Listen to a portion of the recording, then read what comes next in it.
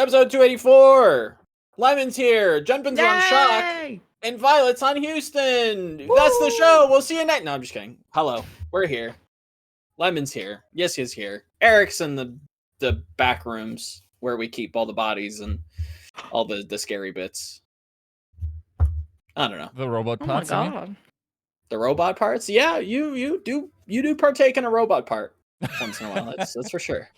That's some lore for the community in the Discord. Yes, yeah. There's a couple blow dryers. Oh, for what? So many. Nobody will know.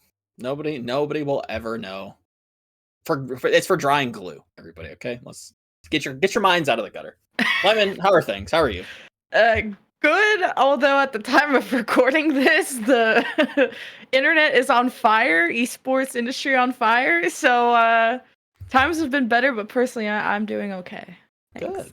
Yeah, no, it's referencing some of like the guard layoffs that are just like happening as we're pressing record. It's just it sucks. It's very sad to see, you know, esports winter. Someone quick throw another esports organization on the fire to keep us warm. It feels like it. Yeah, every so often there's just more and more just added to the pile, and it's never a good thing. Yeah, I can say like it's an interesting situation because of course like there's some irresponsible reporting as of time of recording in terms of like everyone has been laid off. That doesn't seem to be the case as of yet. That doesn't mean that that's not happening. But you know, you can't necessarily inform everyone at the same time. So we'll see. Talk your shit, Yiska. Talk your shit.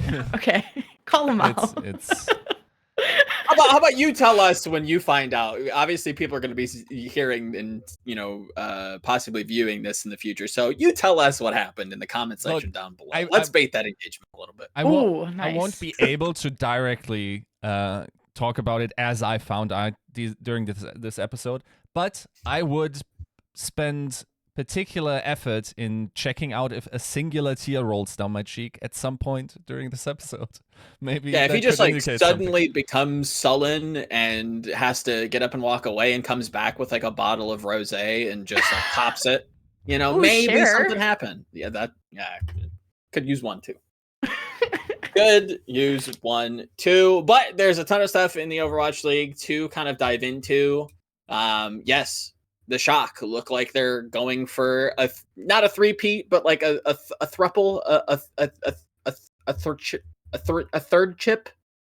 I don't know where I was going with that. I kind of stroked out there. But... Joe, just so you know, that's me reading your articles every single time. I'm like, what's that? Hydrogenes? Or what's that? Like, what was the thing? The perineum. Like, yeah, dude, I'm just like. Okay, this guy... That's the medical term for taint, by the way. What? Yeah, I don't know how... I didn't even know that. Okay, y'all's articles make me feel so dumb every time I read it. I'm so dead ass. As I use the word dead ass to describe that, so...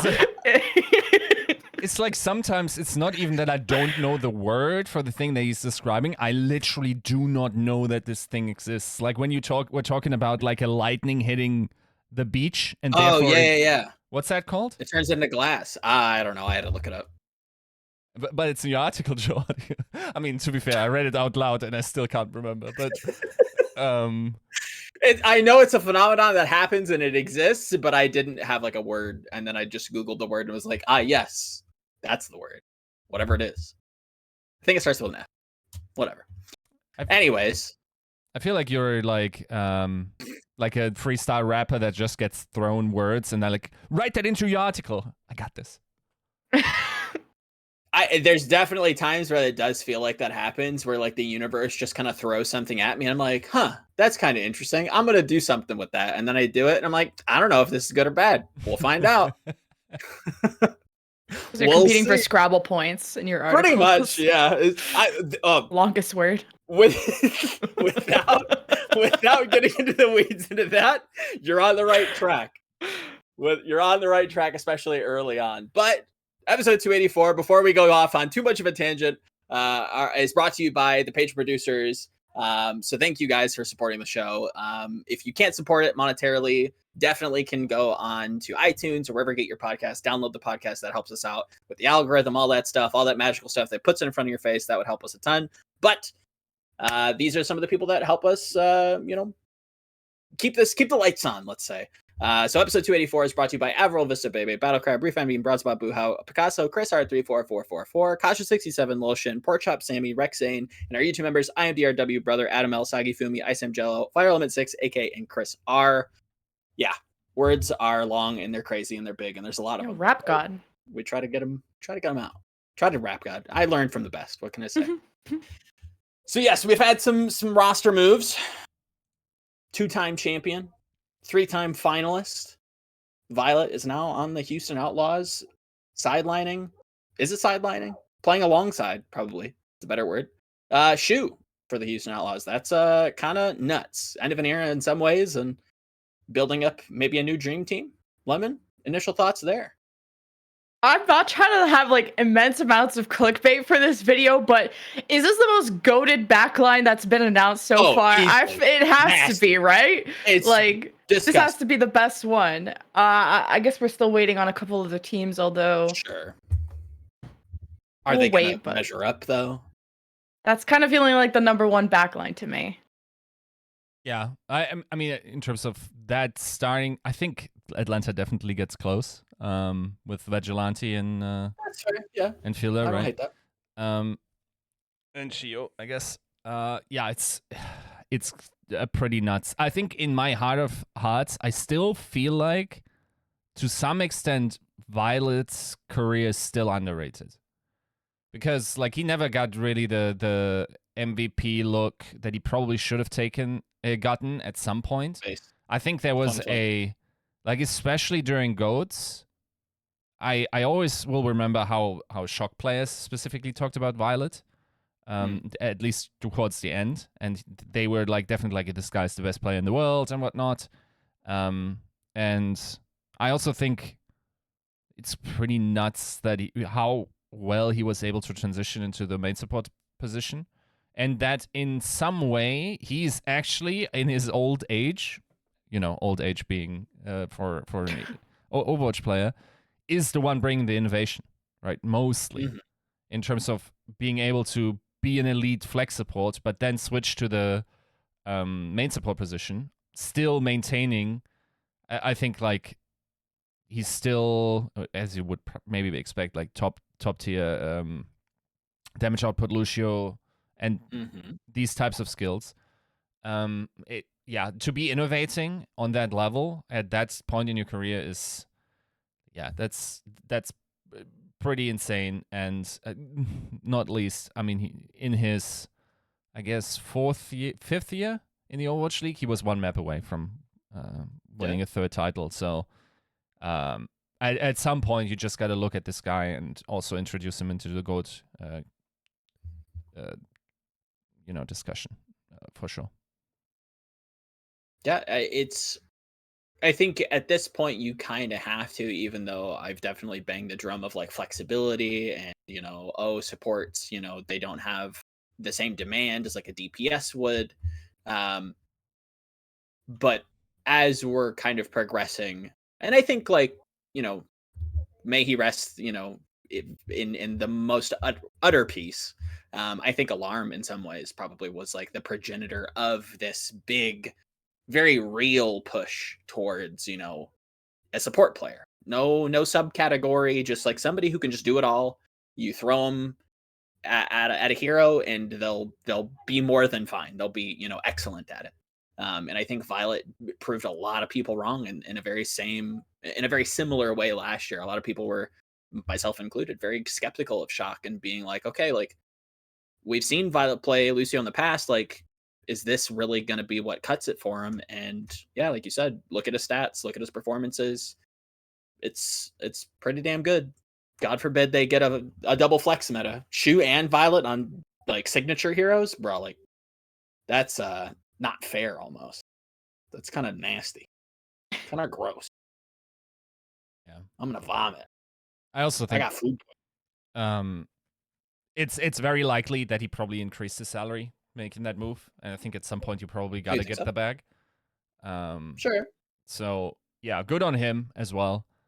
And I don't think they are a title favorite, having made that move, but that very much is meta dependent, right? There is a world where we're going into dive metas generally.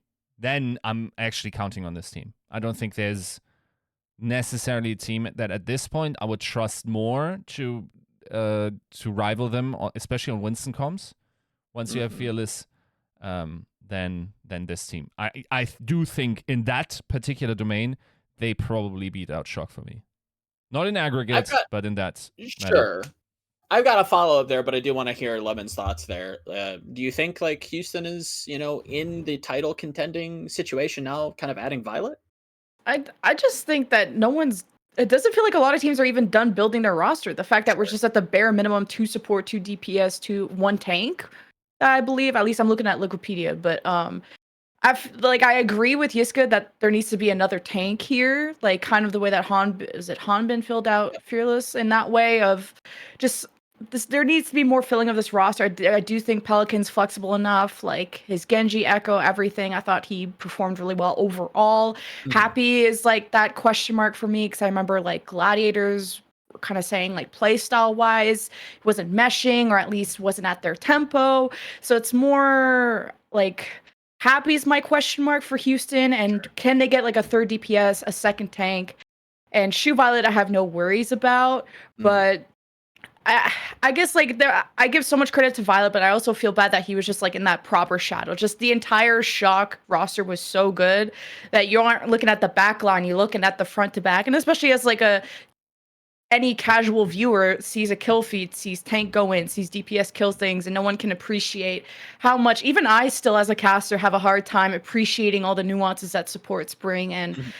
And when they're just consistently good, there's nothing to report, right? So I'm definitely going to hopefully give more credit to Violet and just supports in general this year. Even when you have great players on amazing teams, those backline members, although they don't maybe get as much pressure, they don't have to deal with as much stress because their team is winning all the fights, they still deserve like that. I wish those nuances were explored more, either on the analyst desk or teleprompters, whatever. But either way, I think Houston can definitely be in that top 4, top 5 in terms of title contending. Yeah, it depends on the meta and if they can get more DPS than that. Yeah, like you kind of skirted around the kind of my follow-up question for the both of you is like, okay, if we had to pick, I know that there's a big discussion around like, oh, is Fearless going to be able to kind of play the field? Like, is he going to be able to, God forbid, there's like a Diva meta or a Sigma meta. Like, is he going to like measure up to teams that can field, both a traditional flex tank and a traditional main tank player? So if either of you had to pick, one or the other, would you have an added DPS or would you want a, more security when it comes to tanks? Yiska, are we looking for a tank or a DPS? That's a great question. Ideally, both. Sure. Yeah. But yeah, like the Happy is. I agree with Lemon. I think that's a pretty big issue, depending on what kind of meta. Like Pelican can play pretty much everything, and I trust him to do that. But as soon as you're getting outside the hitscan territory, I have some issue with people just saying, XYZ got a tracer. Yeah, but like, if you're a title contending team, there are 5 tracers in the Overwatch League that will take your lunch money, right? Every time. Like, you're playing against the Strikers, the Prophets, the DKs, and many, many more that I'm forgetting, right? Like, there's just such an elite class of tracers still out there. Sugar-free. Sorry. You're trying too hard, mate.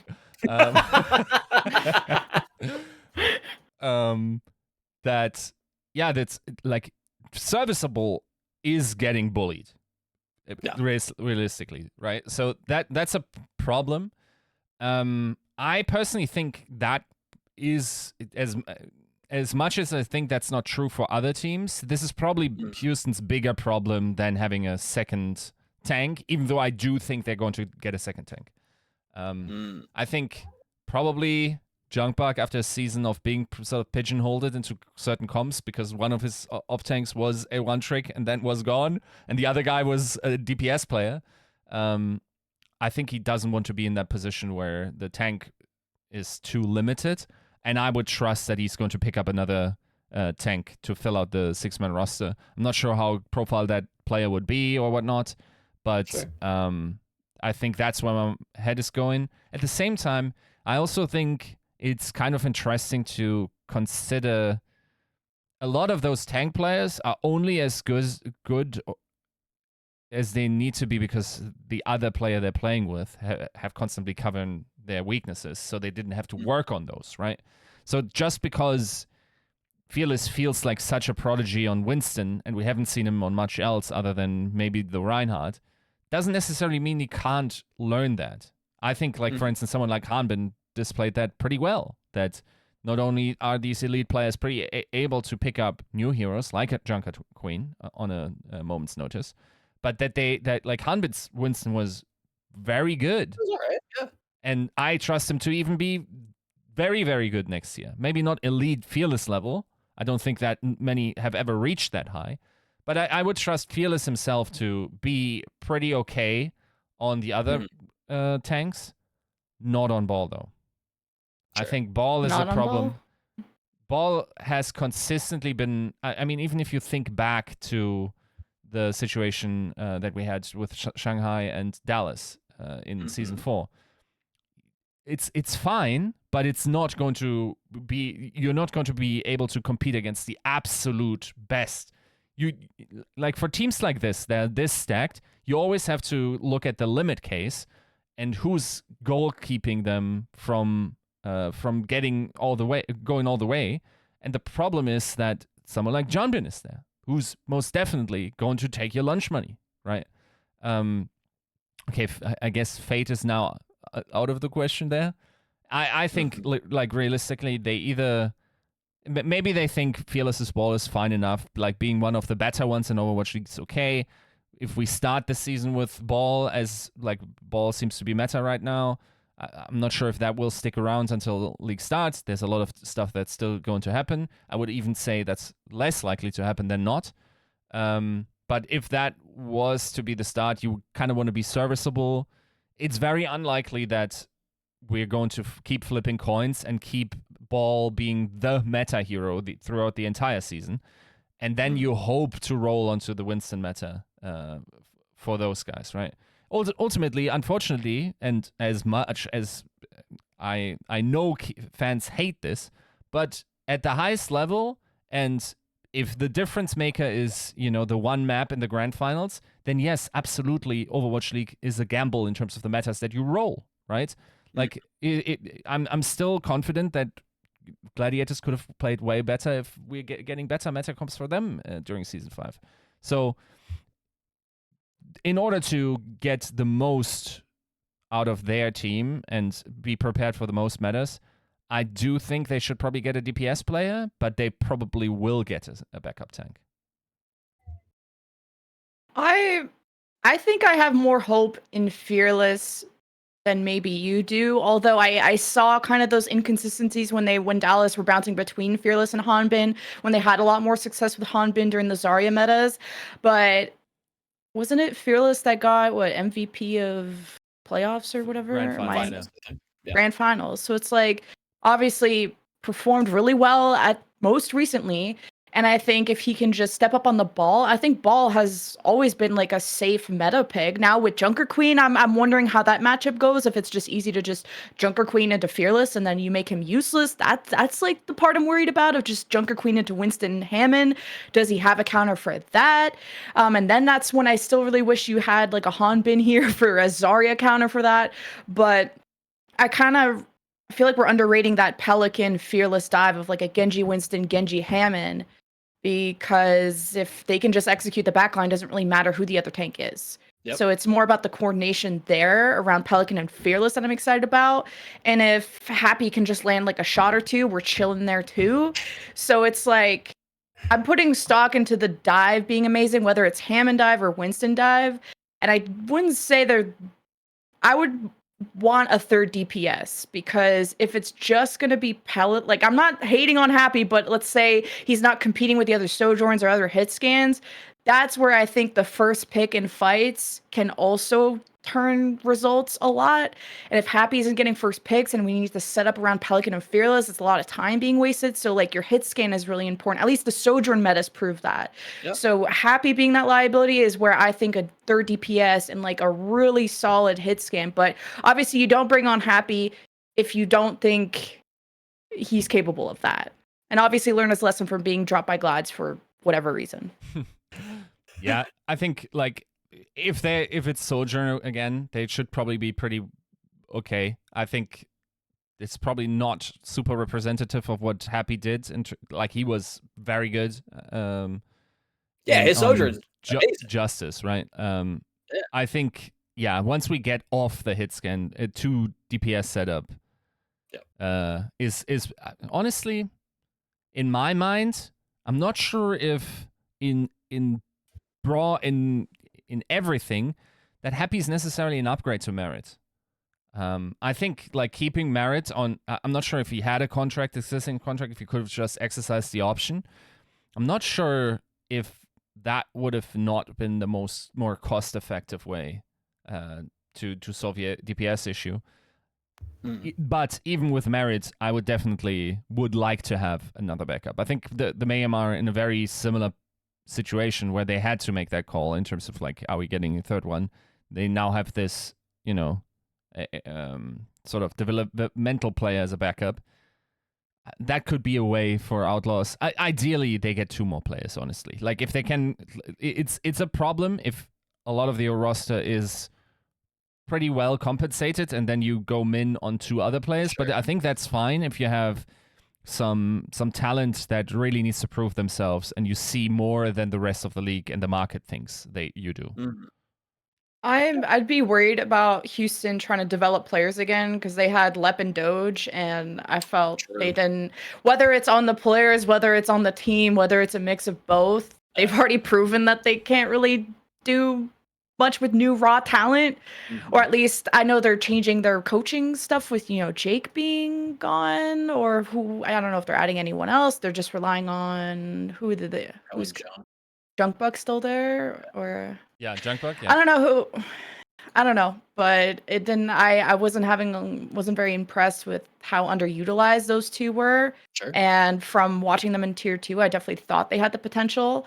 Friend bias aside, I think Houston, if they have any dollars left, I imagine they don't have much, taking Fearless from Fuel, post MVP, and Violet, and etc. Like I don't know how you have any money left, but I hope that they can scrounge up something. But if it's a tier 2 player, I pray for them and hoping that they're not like crashing their career the way that I felt like the Houston crashed Lep and Doge.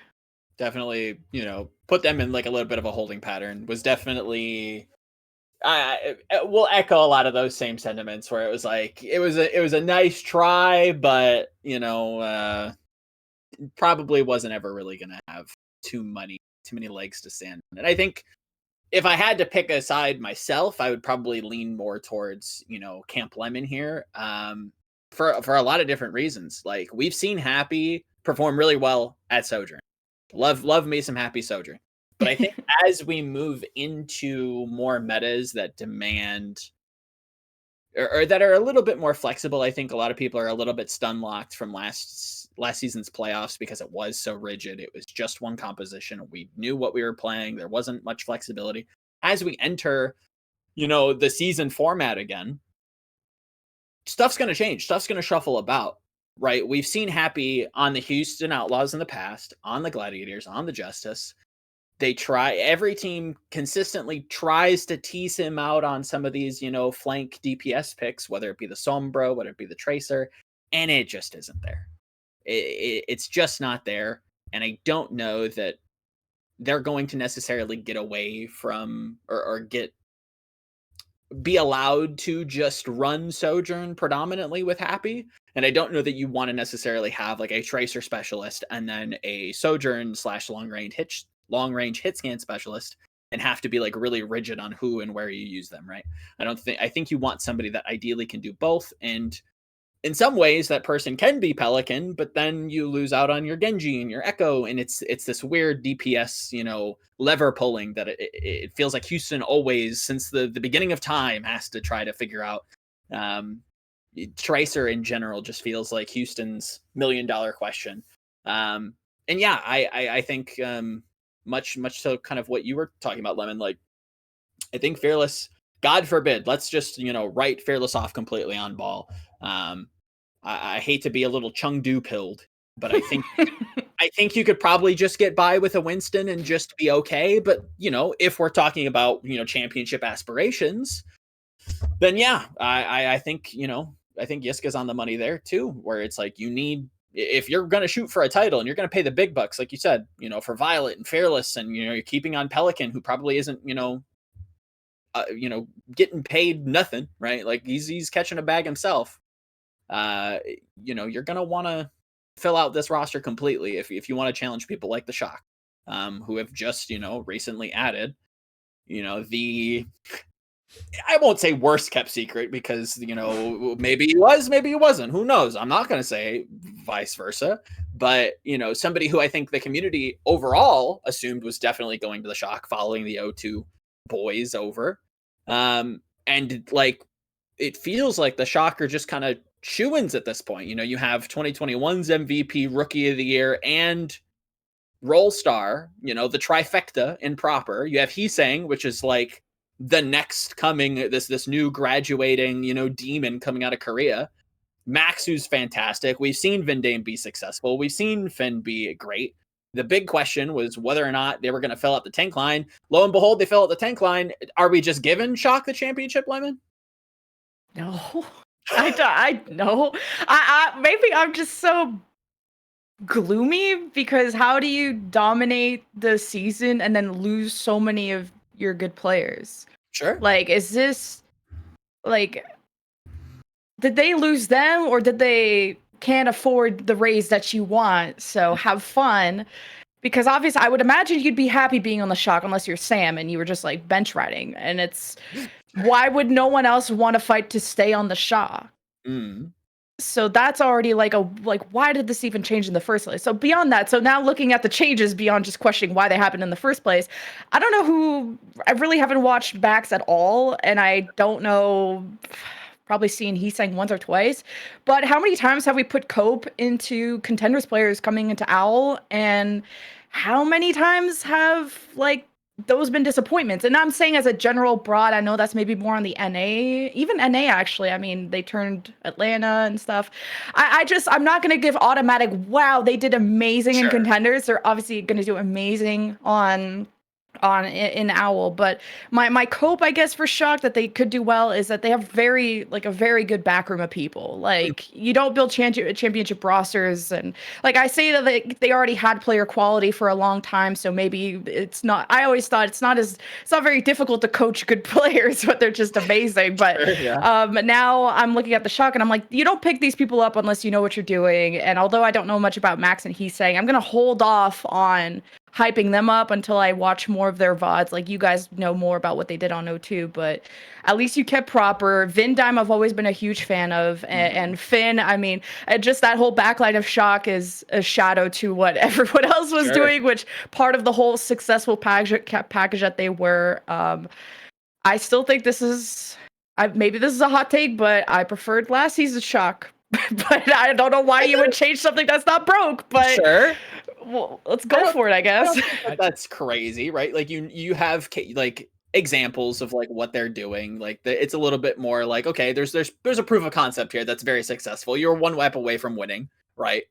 Bringing in Kaluj last minute, and vice versa. So like, there's reason to believe that, like, maybe if it wasn't broke, don't fix it. But the thing is, like, as far as I understand it, the American Tornado player has had this blood pact that made it impossible to run it back for the Shock, because they only had 1-year contracts, Collusion Sam, and they apparently promised each other, if none of us are going to win the final, we got to run it back. Okay? And they're doing just that. They got one map away from it. But it's also, in terms of where Shock is going generally, yes, Shock is the most winning organization of all time. They also haven't won shit in 2 years. I mean, second place is still a bag. Like, yeah, I don't care. Definitely, like, very respectable. And I like that energy, but, like, how many other teams can we just apply that to? Where it's just like, name a team. The elite ones, not many. Sure, the elite ones, not many. That's very fair. Is that Shanghai? They've done some things. Shock. They won a season, yeah, Joe. Yeah, they have won a season in the last years. I was even looking at like stages. I was like, okay, well, they have. Seoul I mean, they won a season. Glad's won a stage. Seoul won a stage. Sorry, Glad. Yeah. I mean, both of those won at least a stage or a mid-season, which once again, we got to juice up that. Running my propaganda to say this was at least as meaningful as the grand final, and I think the only team that probably hates it more is Outlaws, even though I would say I struggle to put them in the same tier as Shock. So yes, like I feel like as good as Shock have been in the context of history, they definitely need to win some, and there's now far less opportunities to win some. So I think this is a good shot at winning it all. I think definitely for me, they have they are the favorites. I do think they could have made one or two more moves that would have greatly increased the chances. Like I think there's I love that they picked up the Junbin Max duo. I think that's as perfect as you can get with their approach. I think you definitely want probably another flex support. If you could have gotten someone like Vigilante or whatever, that could have been nuts for you. Fielder was apparently on the market, right? Shu was on the market. All flying by. Twilight was on the market. Didn't get that one. Like, there was a possibility, and then you let Violet go as well, right? So the support line, as crazy good as this backline is, I still think they could or gain from one. And then you're putting a lot of pressure on Hiseng this year. We already know Proper can do it all. You know who, like, I think it's fair to say, like, Kilo, that probably should have been considered a lesser talent than Hiseng, but that's a guy that definitely didn't live up to the potential. No. For various reasons, I'm sure, but that's a question mark. Now, if Hiseng has a similar whatever percentage Kilo lost in terms of like what he's generally capable of and what he actually showed in the Shock, if Hiseng has such an opportunity, you're now gambling away your championship without backups, and you're running a full Korean team, meaning, you know, like getting someone over to assist that. It's going to be very hard with these visa situations. You're almost in trade territory. You probably don't want to spend that much. You probably want another DPS player here. Yeah, I agree. I also feel like we're not going to see Shock at that strength for a while, personally, when you just gut your entire roster. And it feels like you have to start from scratch. And then who is like the leader person on this team? Where I always thought like Kaluj was like that leader, that dad persona guy. Sure. And I'm looking at a lot of young players. And who leads this? I don't know anything about Max or Junbin, and they all seem like freshly 18 coming out of contenders. So this is a young squad that has like a lot to learn in terms of like the pressures of the league. Like that whole regime is totally different. The competition is obviously way better than contenders, I would say. So how bad are they going to look at the beginning is to be expected, and not bad as in bad for Shock, okay? Sure. Not like winning 3-0 every match type of shit, but more like giving up maps to teams they shouldn't, maybe even dropping series on the first week or two to people they shouldn't, just while getting adjusted. It depends if we have like a hyper coordinated meta or if it's more like a divey, like kind of do your solo play meta. Like it's so dependent on that as well that I'm keeping my expectations low, but I think these players have a high ceiling. Clearly that's why Krusty would I mean, and the whole team would bring these guys on. I think that's like the safest option, because I think a lot of the points you bring up are like very rooted in reality, right? Like Shock, since it's not fair to say GOATs, but I think like in a post-GOATs world, Shock has always been kind of slow to like adjusting. And like even last year, like I think we get a little stun locked by like reminiscing on like how absurd Proper was at Sojourn and how quickly, you know, the striker acquisition was and how well they adapted to like the playoff meta. That's fine and dandy. But if you go back and you look at that regular season, they're going to game 5 against the Justice, and then they're losing, you know, early on in one of the stages, and they're absent. You know, you want to talk about Kilo being, you know, kind of lackluster. Homie didn't even show up for the Gladiators game in the finals of one of those stage playoffs mid-season. Like Shock has some growing pains, it feels like, throughout the seasons. Maybe a fully Korean roster solves that. Maybe a lot of these rookies won't have any kind of, you know, stage adjustment. You know, they won't have any kind of, you know, league expectation, you know, worries. A lot of that may just kind of go by the wayside just from, you know, the characters that they are. But to completely write them in, I think that's kind of where the community's heading. And, you know, I definitely want to echo a lot of what Lemon's saying, where it's just like, okay, like, you know, we can place expectations, but let's not just completely write off, you know, any of these other teams. We have seen like you said, we have seen contenders players in the past not necessarily live up. And it would just also be the most Overwatch thing possible, where we get some crazy off meta patch and like the team that we expected to win it all, New York, maybe Titans, who knows? You know, they just aren't, they can't like persist all the way to the end, or maybe there's just a patch that like throws them into a slump or tilts them to God knows where. And, you know, it feels very Overwatch to have like these uncrowned kings, like these people you just expect to win it all, just get thrown a curveball and they're just left on their ass like, oh, and here comes, you know, somebody like the Gladiators or Atlanta that's just like, oh yeah, we can do that. Like we hit Snake Eyes on this gamble, and you know we're running the casino now. Like it feels very Overwatch, and it feels like Shocker. There's this like trapdoor under them that we're just waiting to see pulled. And I don't want to curse them, or I don't want to like set them up for failure, but like the way that the community is looking at this team, for good reason, is just like almost blowing it out of proportion. So there's like a natural recoil, it feels like. Yeah, and I think a lot of it comes from especially trust in Hee-sang. On the topic, like we said, like who's the leader of this team? That's Proper now. This is, by the way, all of these off-season moves of the Shock communicates that to me. This is now Proper's team, and it should be. It absolutely should be, right? I think there's a legitimate culture reason. You can just say, okay, we had some success with you in the past, Violet. Like this for most of the time, you were like a very integral part. We just gotta start new. We gotta figure this out. We gotta focus on one guy. This is the best player in the world right now. It's probably going to be the best player in the world next year, and this is the best play we have. And he's also running a ton of strategies for us and in-game calling. Like that's our guy, and like if he wants those guys, then we should probably put some weight on that. I'm not saying he's the full CEO of San Francisco Shock now, but you absolutely need to give your star player the resources and also some roster say. We've heard it from other players like Prophet, right?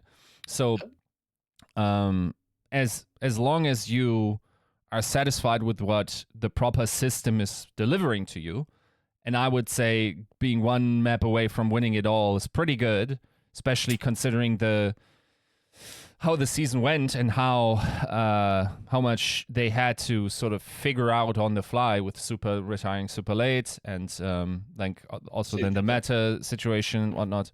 I think that still was a rather successful season.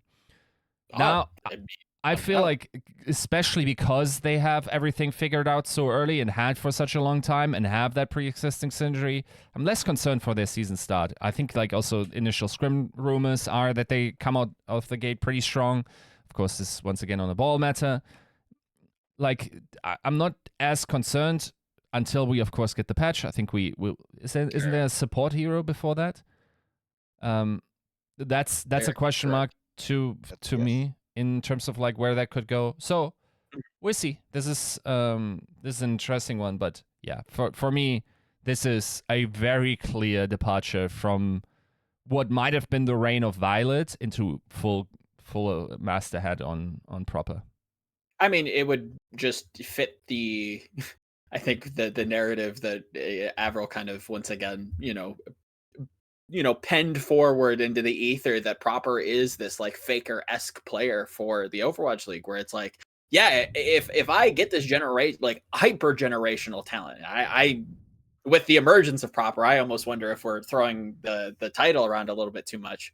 But when you get one of those players, yeah, I am securing him for guaranteed number of years, give him equity in the company. I don't care. Give him, put him in the CEO's office, get him up there with, Andy, and just hold on to him for dear life, because if he can do this for multiple years, and it seems like he's on track to do that, yeah, this is something special. And I think, and selfishly, Yiska, I'm going to ask you to hopefully get an answer to that question, or maybe just get something in the ether from Krusty's lips that's like, yes, this is Proper's team now. He is in charge. Because that to me signals this not new, because I know for sure that teams have been doing this in the past, and they've had star players to have whether or not they want to admit they had say so, they definitely had say so. Because it sends a lot of credence to the idea, a lot of of these trap players that we've talked about in the past, where somebody like a Yaki that's hyper talented, but needs to be the center of this team, and you need people to kind of build around him. Proper seems to be the exception to that rule, where it's just okay, you are actually too good to pass up, so we need to filter and build a team around you. And I think maybe there's more room for other franchises to kind of do that in the future with talent that aren't Proper but are competitive and super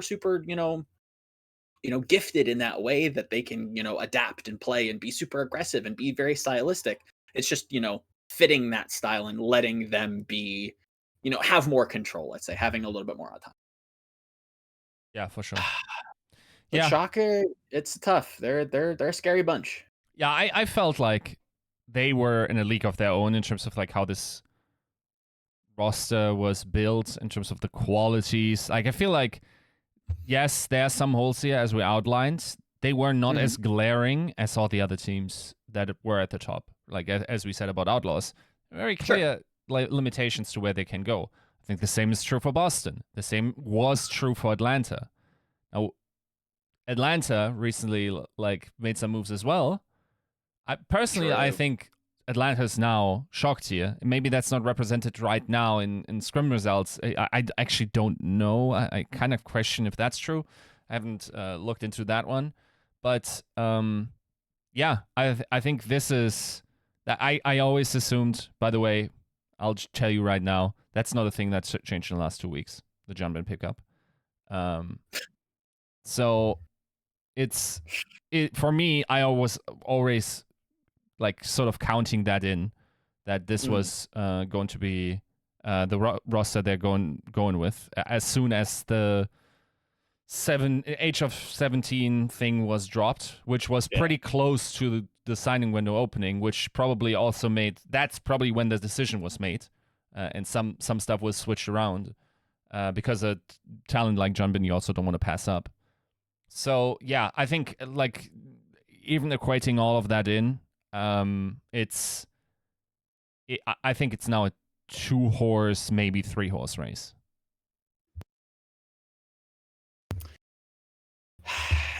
I mean, as we kind of pivot to Atlanta, because I have to just wash any and all opinions I had previously on the Atlanta reign. I was a big Atlanta anti fan. I was like, nah, man, I don't know. Hawk's job is in jeopardy, guys. I don't know if you've been paying attention to esports as a whole for a long time, but not necessarily super stable in that way. I'd love to see, a Korean tank come in and just kind of homogenize the team together a little bit. Not to say that, teams can't do that, but it's tough. And I don't know that many teams, are very honest with themselves when it comes to that. And Atlanta recently signing Donghack. I don't know next to anything about the guy. I don't really even care at this point. I think Atlanta's always had very talented scouting. So I will just wash my hands of just anything regarding the actual skill of the player and just go, I'm okay with this. Like having Hawk there, maybe even just in case, vice versa. I know that I think a lot of people are like, oh yeah, Donghack will be a just in case. I'm skeptical. I said the same, very, very similar things last year when it came to Boston, where it was like, guys, I don't know how this team's going to work. I can see them just going fully Korean at some point. Lo and behold, I think Hawk is very talented.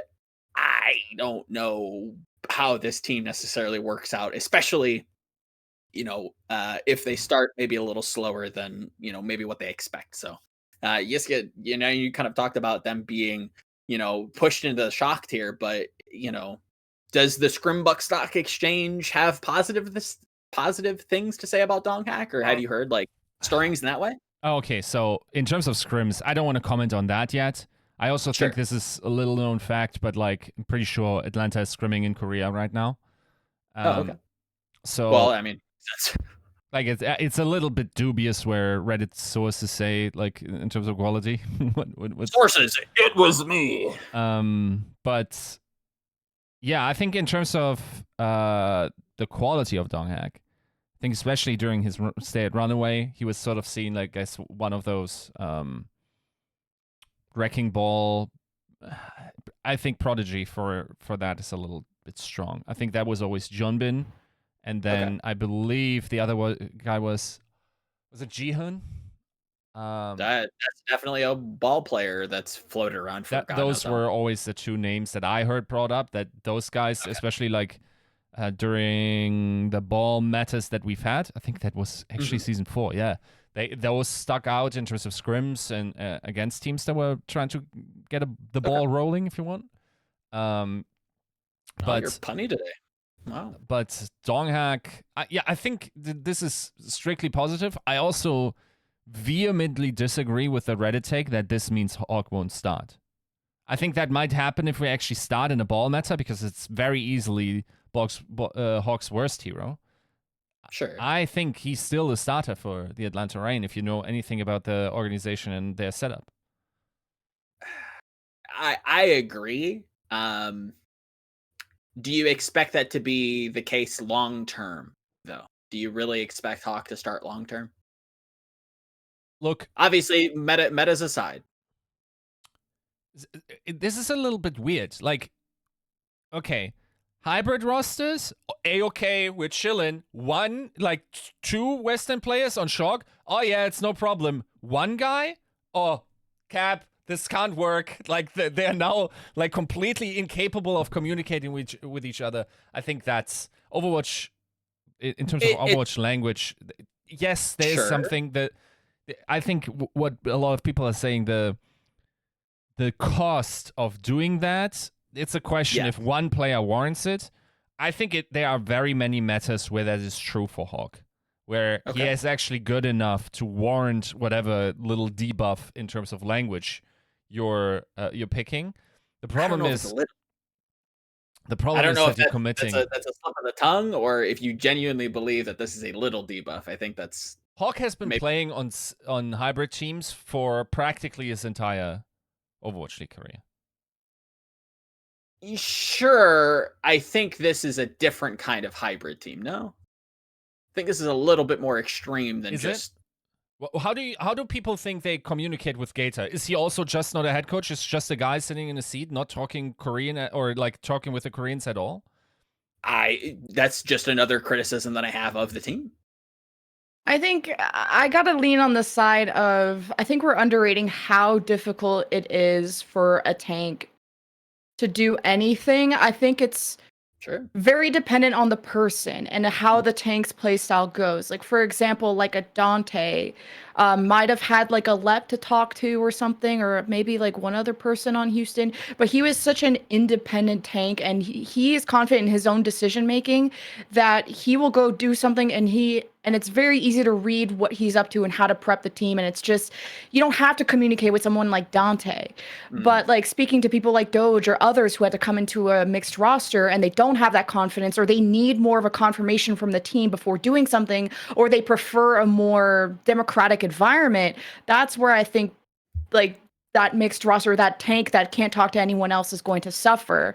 And I don't know Hawk well enough to know, like, you seem to think that he's had experience just not being able to talk to anyone. Even just talking to one other person makes a world of a difference. Just having one other person on your page, whether it's a support or DPS, is a massive difference between not being able to talk to anyone. And Hawk, I don't know if anyone else on this roster speaks English, so I can't speak to that. But if he has no one else to talk to, that is a massive struggle. And I think he would be like a good filler until Donghack is prepared to start, is what my assumption would be. Do you mean in game in terms of like the communication in game? Oh, okay, not socially.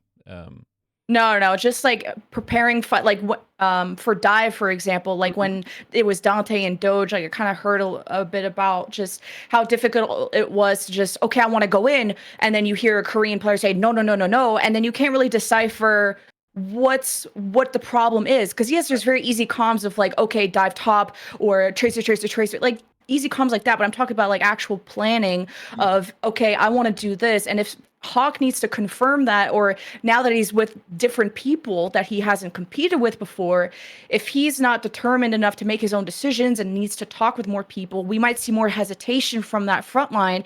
And in Overwatch, you just can't hesitate, especially on dives. At least if it's more of a Junker Queen or Sigma meta, then you have time to kind of chill out. But if it's like quick metas where you have to Hammond, Winston jump in, there's no time to have this group talk and to decipher what the Koreans want to do versus what you want to do. And is there a respect level for what Hawk wants to do? Hopefully he has gathered that respect, because then that's a whole other topic. But I think Hawk is going to struggle if he has no one else to talk to. But he's such a good player that I hope that he has the confidence to just go for it and expect everyone else to follow him. And I think I agree with what Yiska is saying, where it's just like, I wholeheartedly believe that, like, Gator and Wizard and Sephi probably all want Hawk to start, and they probably will try to, like, strong arm is a strong word, but like, I think that he is good enough to start wholeheartedly. Like, he should probably be the starter. But I think there is a difficulty in my mind throughout an entire season, if things start to go a little south, the natural progression of these teams is, I think, to look at the root and say, look, our communication is could be worked on.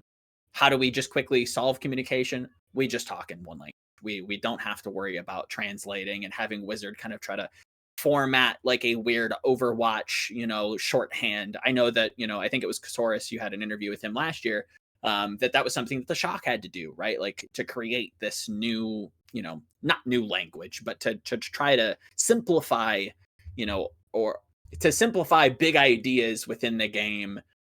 It's difficult. It's, I hope they do it, because this is a team, I agree, should be doing extremely well. Should have very, very high expectations. And I think that's like mostly warranted right at this point.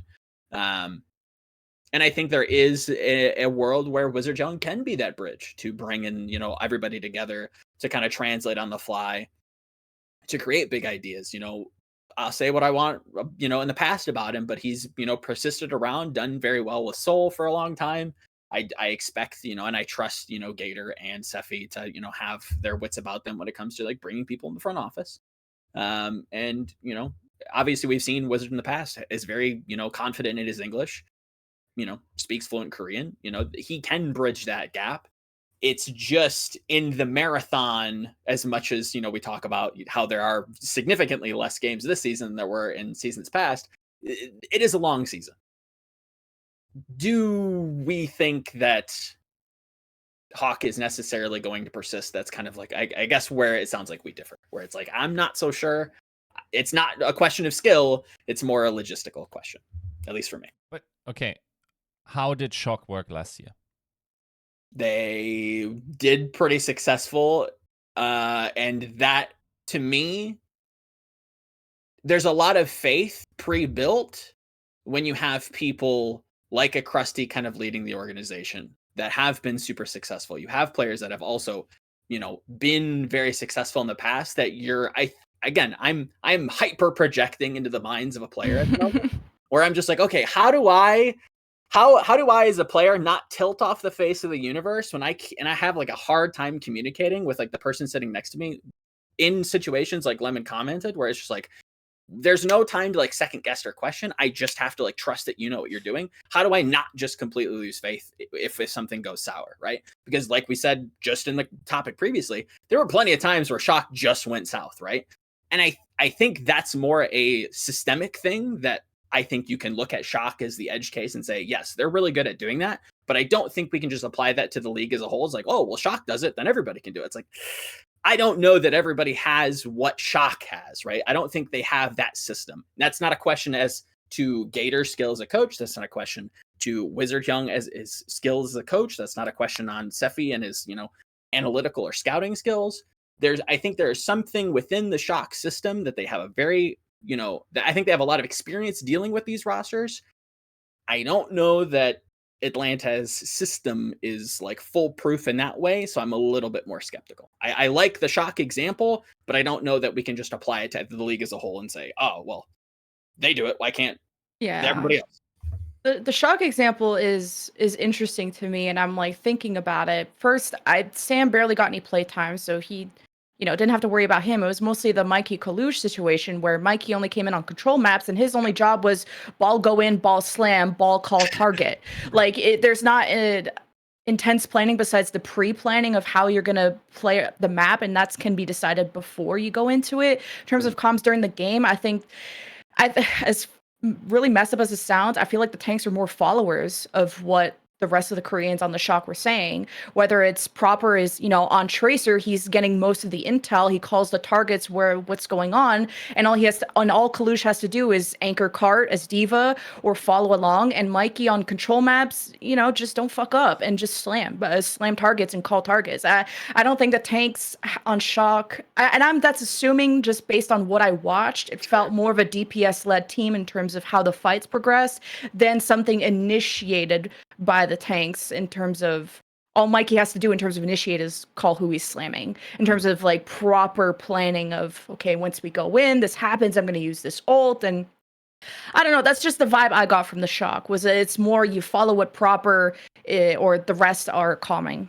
Mm-hmm. Yeah, I think that's probably a salient argument, especially because I think Hawk historically is a pretty vocal player and is someone that will give the team ideas or like say what's happening. I think that will be harder.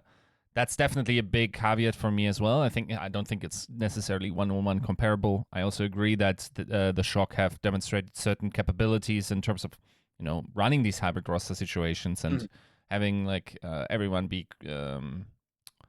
fluent in both languages on the coaching staff.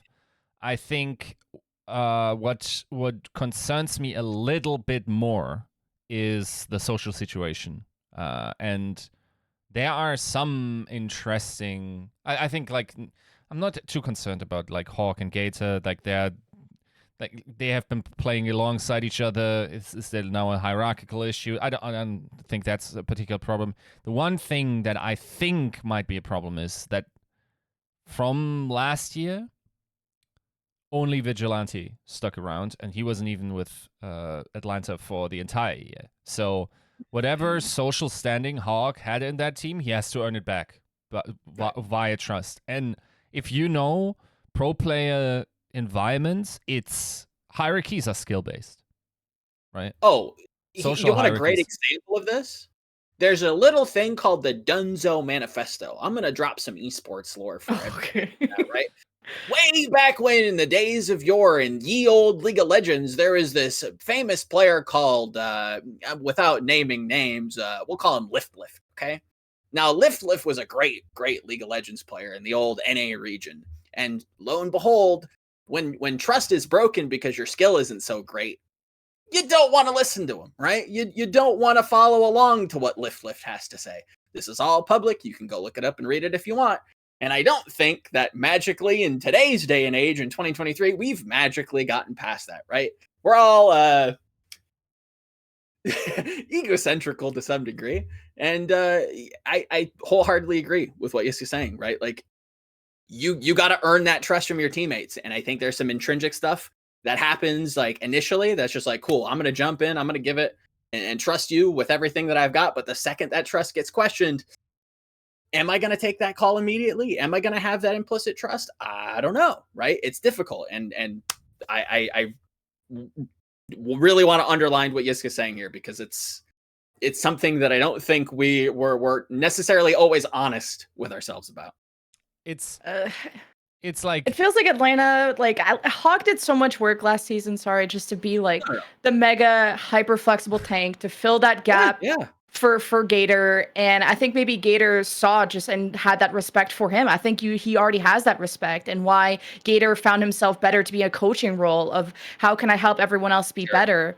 Because Gator definitely fell short. And I think it takes a really humble and like mature person to step back and say, I'm done, and here's where I can contribute, which is clearly his smarts. I gotta admit that originally when I saw Gator move to coach, I was like really questioning it, because I feel like not a ton of time we've seen like player turn to coach, and especially like a head coach where you have to organize the coaches. It's not just about being smart, it's about being a leader and that dad figure and organizing everybody and running a system. And that's the part I was worried about for Gator becoming coach. But I've heard so many good things about Gator as like a person and as a coach that like I have a lot of faith in him stepping into that role. And keeping Hawk tells me that he knew that Hawk was just the best person on that team. And I say performing wise because I think there was a lot of potential in Speedily and Venom that were just completely underutilized. But I digress from that. Keeping Hawk was the best thing they could do because he turned that team around last season. Oh, for sure. And I think there's something to even players playing against Hawk and being like, maybe I can't comm with you. Maybe I'm not in the locker room, but like I can see the skill like on the server. And I think there's a lot of like implicit respect, in that same way. But I think there is something different to being in a team with somebody. And like again, none of this is ever a question of skill. And I think I give Atlanta a hard time specifically because they can be so good, right? Like if we are going to measure them against the Shock and we do kind of look at like what are possibly the factors that could limit them, it feels like a big logistic question for me of like, how does this team really get to that like hyper potential? Because you go down the list, the Hawk, the Vigilante, the Stalker, the Lip, like this is a team that should be winning champions. So how do we prepare ourselves in some ways for them maybe not to necessarily meet expectations? And you got like a new coach, like Gator is like first time being a head coach and it's a mixed roster. Yeah. Good luck. And then I don't know much about Wizard Young. I mean, like his experience otherwise, but in terms of converting that into results, like this is going to be interesting how the back room deals with this player pool, right? It should never be a question of skill. This is not a skill question for Atlanta. They've passed that with flying colors. It's like, what is everything orbiting this team? Does it fall apart, or can they just fly the ship in to the playoffs and land in the finals like we should expect them to? Yeah. I think also one thing that we also have to consider is like Hawk is now being healed by Fielder. Like I think in terms of the ability to hard carry from a tank position has greatly improved. Like I'm not shit talking ultraviolet here, but Fila is just the highest HPS flex support by a ton in this league, right? Like he's the ESET specialist, and even if you don't play that, then you still got I would say the best offensive flex support on that team as well. By the way, I'm not capping when I say I would put Vigilante ahead of Shu next year in that ability to hard carry from that position. So I think like this will be interesting to see, just like with a little bit of backup. Yes, there's a coordination issue, but there's also like just a vast upgrade on that position, which necessarily or really greatly impacts the ability for a tank to move, right? So, all of that, I agree with the caveats. I also think, like, if Atlanta doesn't live up to their potential, what you guys brought to the table is very likely to be the thing that went wrong. Yep. And it's such an annoying, like, I think it's the Tower of Babel. Hopefully I'm remembering I think it's biblical history, right? Like, why can't we just like speak into the Google phone and translate on the fly? It'd be so much easier to have these like hyper super cool teams of like these all-stars coming together to, play alongside one another. But the more that I feel like I dig into esports, the more it does feel a little bit more interpersonal than we tend to let on. But before I completely stan London and the 2022 season, there is, this crazy big, format change that, it'd be remiss to get, somebody who, was very pivotal. I don't think that's like too crazy to say, pivotal in, covering tier 2, whether it be content creation and casting and, being an expert in tier 2 and then making your way to the Overwatch League. Like, how does it feel to hear about the Pro-Am? I feel like it's just been nailed in my brain that it would just ruin franchises and all that. And I've just heard everyone barking about that I've wanted this for so long that now it's just so late that I'm just like, I don't want it anymore. But I wish it was from the start. I wish this was just the path to pro from the start. Mm-hmm. And now that like the league's been built up around these franchises, now we could maybe not see some of them in like the mid-season madness or whatever. I think it is a really awesome opportunity. Do I think tier 2 stands a chance in terms of the Western side of things? No. I wish this was a thing before the Atlanta Rain, the American Tornado got picked up, because how amazing would it be to have American Tornado slap a bunch of OWL teams around? Like that's the time I wanted to see this happen, not when every source of talent from tier 2 has been extrapolated from tier 2, and now we're left with scraps, and now we got to see the scraps go up against 6-figure teams. So I think personally, at least the Western side of things is going to be a beatdown, minus the stragglers of the bottom of OWL that will just further prove that their roster sucks, or they're badly managed. But it'll be a nice spotlight maybe on some tier 2 teams, maybe on the Korean or Eastern side of things. And it's obviously an amazing opportunity for everyone involved. Mm-hmm.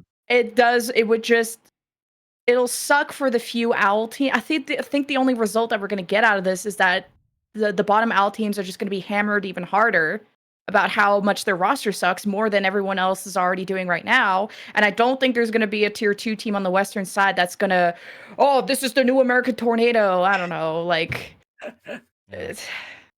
I feel like there's only negatives in terms of like the perception of the league. Like beating down tier 2 teams is probably going to be a snooze fest on the Western side of things, but you guys might watch the Korean contenders more to see how maybe more interesting it is on that side. Yeah, I think like the APAC, like obviously the format there is a little bit different. So like that kind of permanent partner league, having some of those teams be consistent performers, I think that'll be interesting. I still am very like skeptical on like how good a lot of those teams are going to be.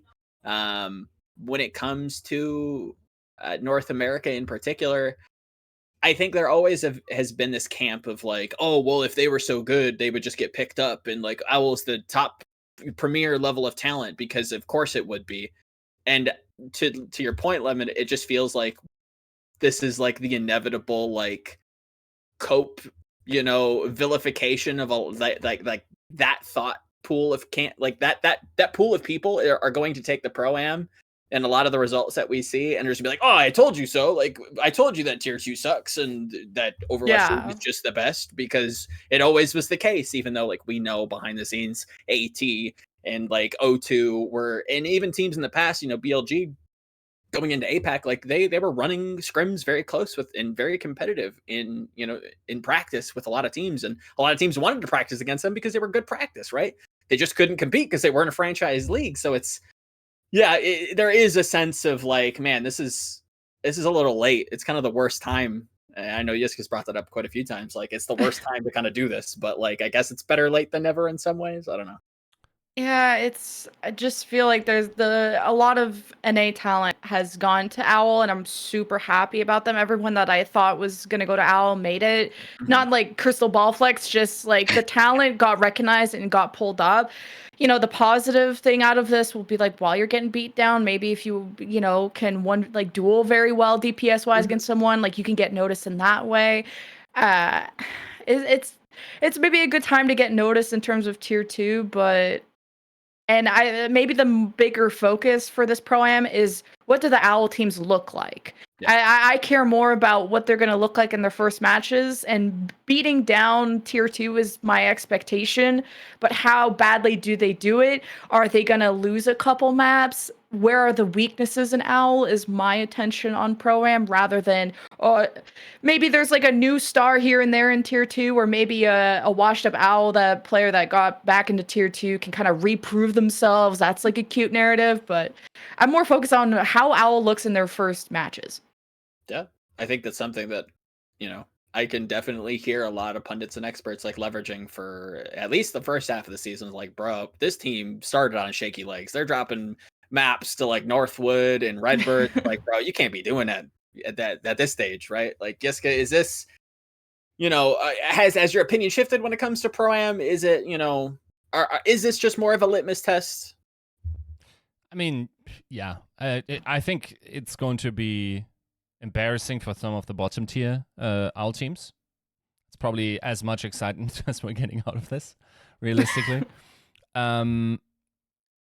If you look at a lot of the engines that were going on in tier 2, and as to why tier 2 was so good for such a long time in Overwatch League history, it's also really down to the age limitations that now have been leveled, right? Like, you won't be, as far as I'm aware, I'm not sure if that's true for Pro-Am, but is Tree allowed to compete in that one? I'm not sure. Probably would be, but for the Pro-Am they're allowed to. But when it came to, I know that somebody from OWL front office had to clarify. Yes, under 17, no. So is that true, Eric? So Tree won't be able to play at the Pro? Is that right?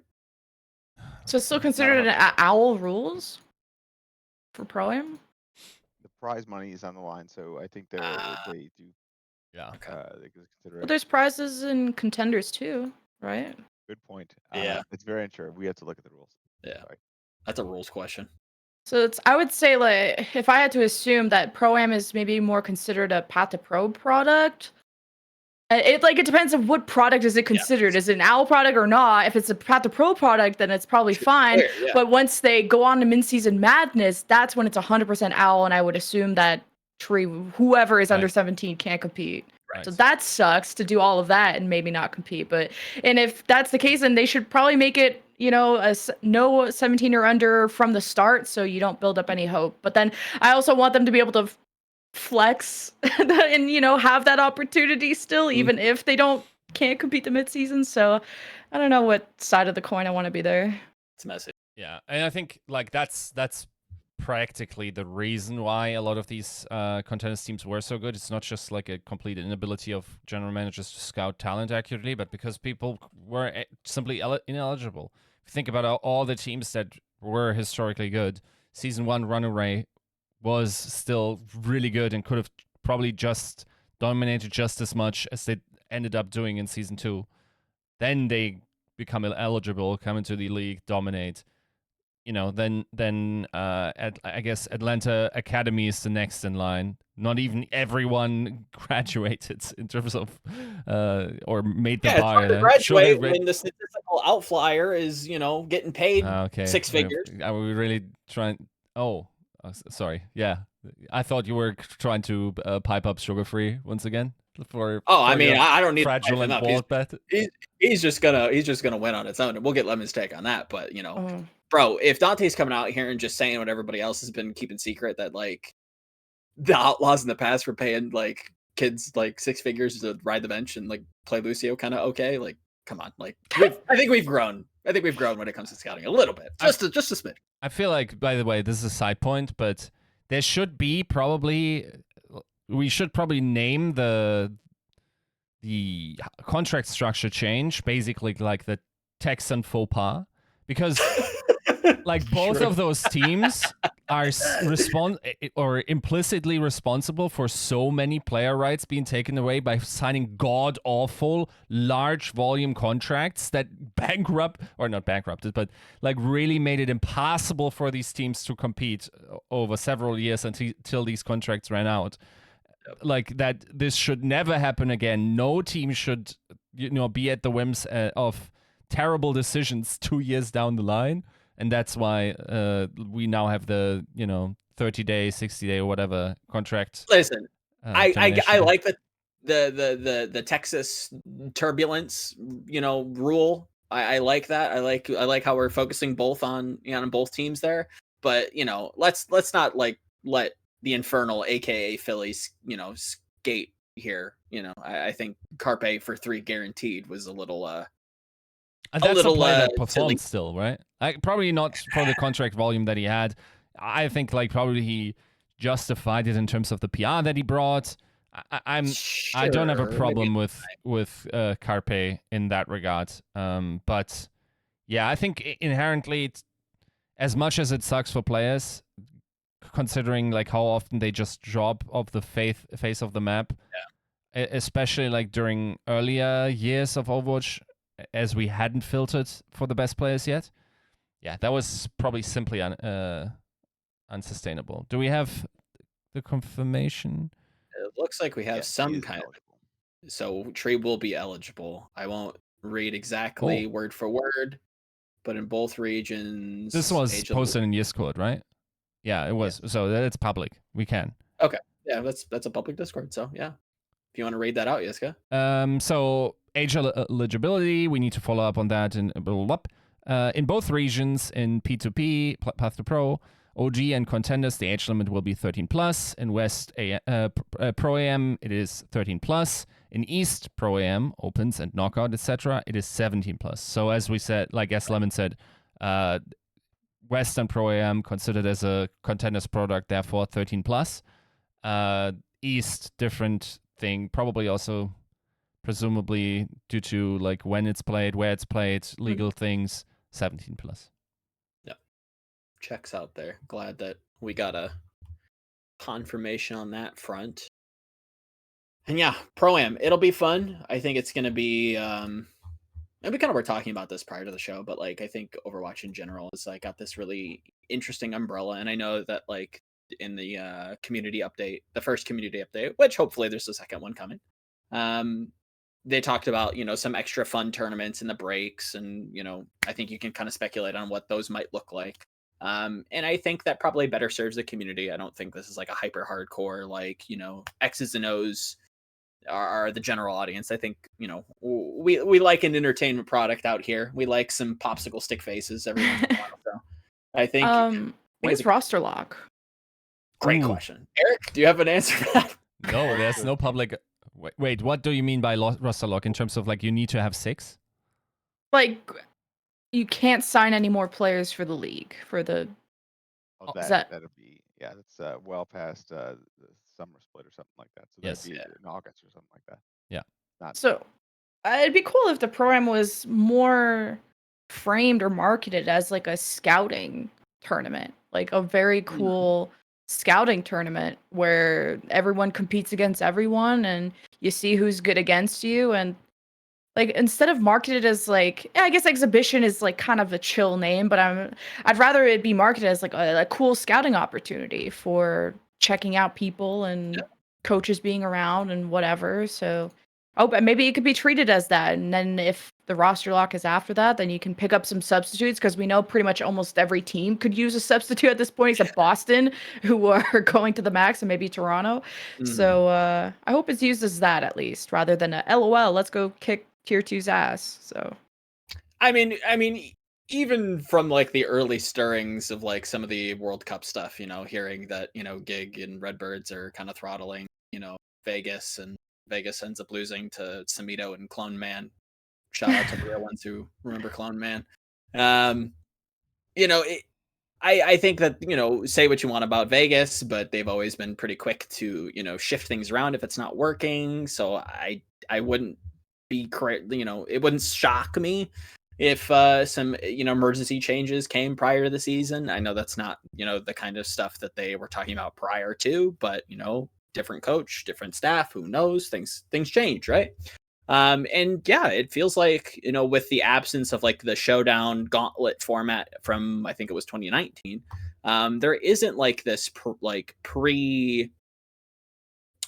there isn't this tournament that kind of like shoulders up next to or sits next to like the start of the league to act as this like final proving grounds for tier 2 that you can kind of like have your one last chance to be noticed and signed. I know that there was like a big, push talking to, people like Albert from Florida. And, I know that there was a lot of teams, sending some staff to Gauntlet to, either get in touch with people or reach out to some teams and, really start building those relationships with players.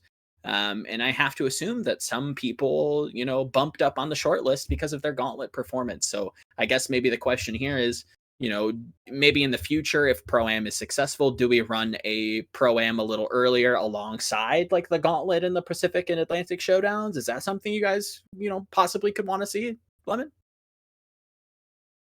Yeah, like I miss the Gauntlet NA versus EU. Just overall, like Gauntlet and having it on LAN was so important. I wish there was just like a team that would volunteer, like, oh, we'll take on the winners of Gauntlet or something, or like Gauntlet team got to challenge whoever they wanted from the league, and then the league would put up a cute little prize for it. That would be like so spicy. Of like your old American Tornado wants to challenge Atlanta Reign, and then they shit talk on Twitter, be like, we'll take your spots if we win. Like the content is just like oozing. If you could just get a free challenge to any OWL player. I would love to see more exhibition matches just like this, but I understood the perception of how this would not be great and blah blah blah blah blah, but the content though, so Look, as a content convert, right? As I'm leaning more and more towards esports-tainment, okay? Like, we got to keep the lights on, folks, okay? I'm here for like the whole, big narratives and the entertainment factor. Like, if we have to cut promos and let tier 2 teams call people out like UFC or boxing style as they win their match, you're coming for the belt, like we're gonna challenge the Dallas Fuel, we're going for the top, you try to sell the fight after you win the tournament in tier 2, like yeah, I think it's like it's hyper content, and like who doesn't want to put on like a LAN event and say, yes, you have to put up some money to like fly a team out, but that's that. I feel like that's another like avenue. I know that like live events have been not the best revenue generators, but I think there's still something in live events that could be successful. And I think and I'm saying all of this as we started the show talking about how Guard just laid off all of their content creators.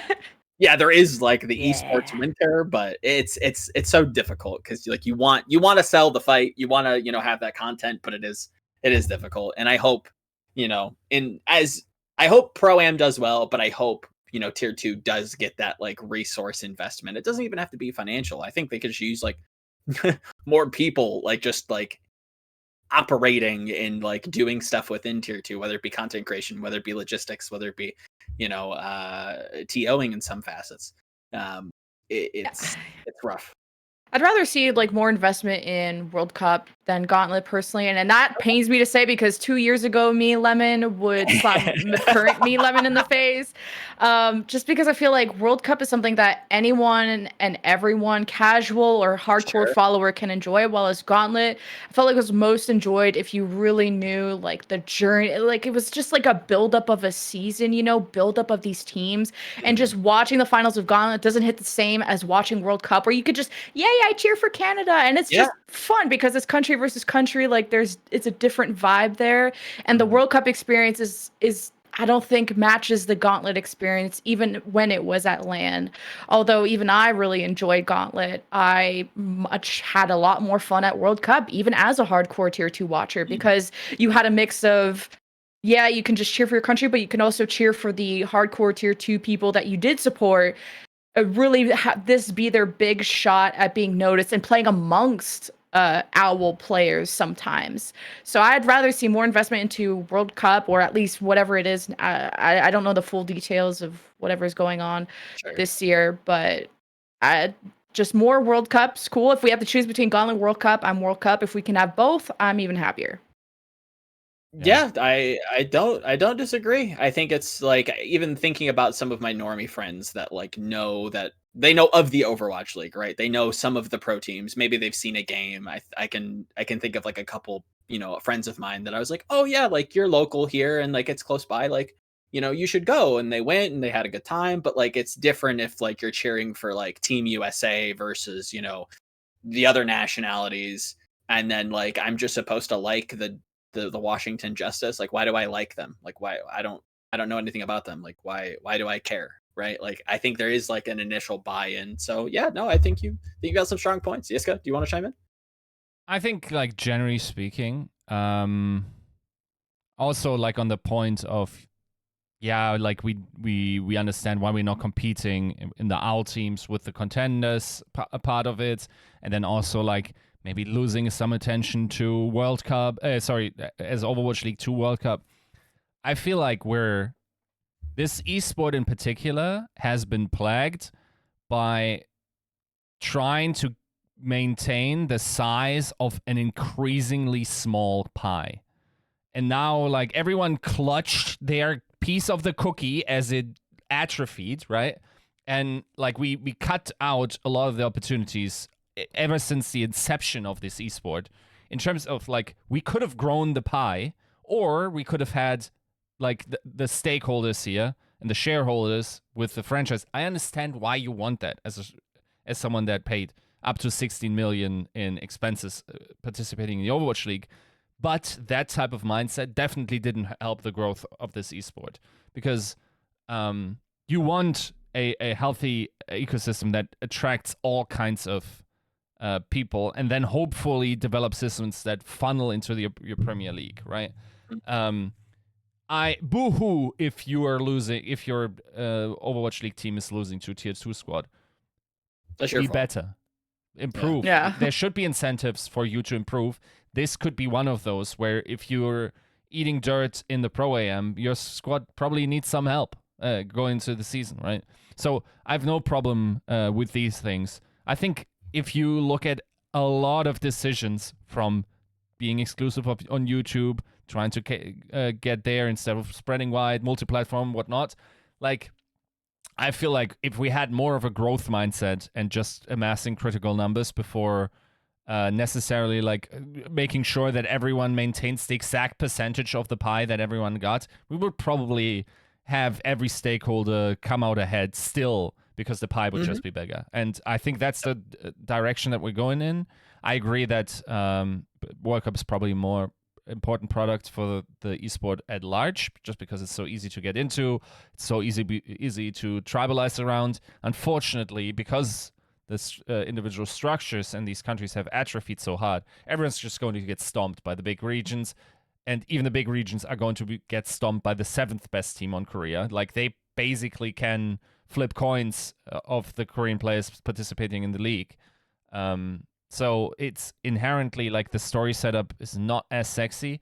I think, okay, Joe, hold me. I'm about to say something nuts in terms of the competitive integrity. I don't want to hold you if you're saying something nuts. I want to throw you like a grenade. Yeah, you won't think it's that nuts. It's nuts for me to say, but I would make World Cup single LM. I think that's the only way to that is crazy for you to say. Here, I will hold you. Come in. Embrace me. No, because, like, you want to have that upset potential. Like, if someone lucks the fuck out and actually gets a lucky punch against Korea, you don't want him to come back. You just don't, for the sake of the competition, right? And for the entertainment value. Because if one manages it, it's such a, like, incredibly rare event in world history that we now have to like keep that energy throughout the entire thing. Yeah. So maybe I'm also underselling a little bit the chances that theoretically a team like, AT/Toronto Defiant/USA could have in that competition, especially if Korea feels that, they probably shouldn't just run shock.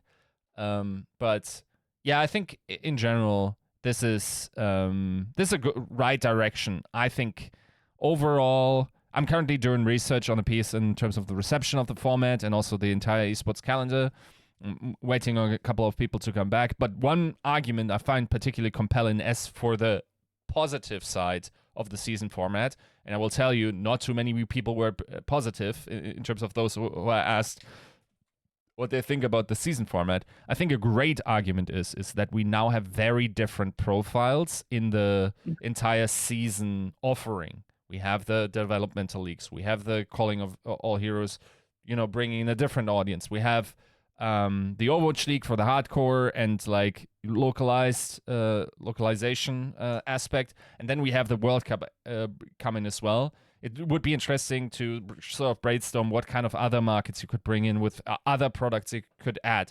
I don't think the Overwatch League itself is. I think that's at its limit as to where it can appeal.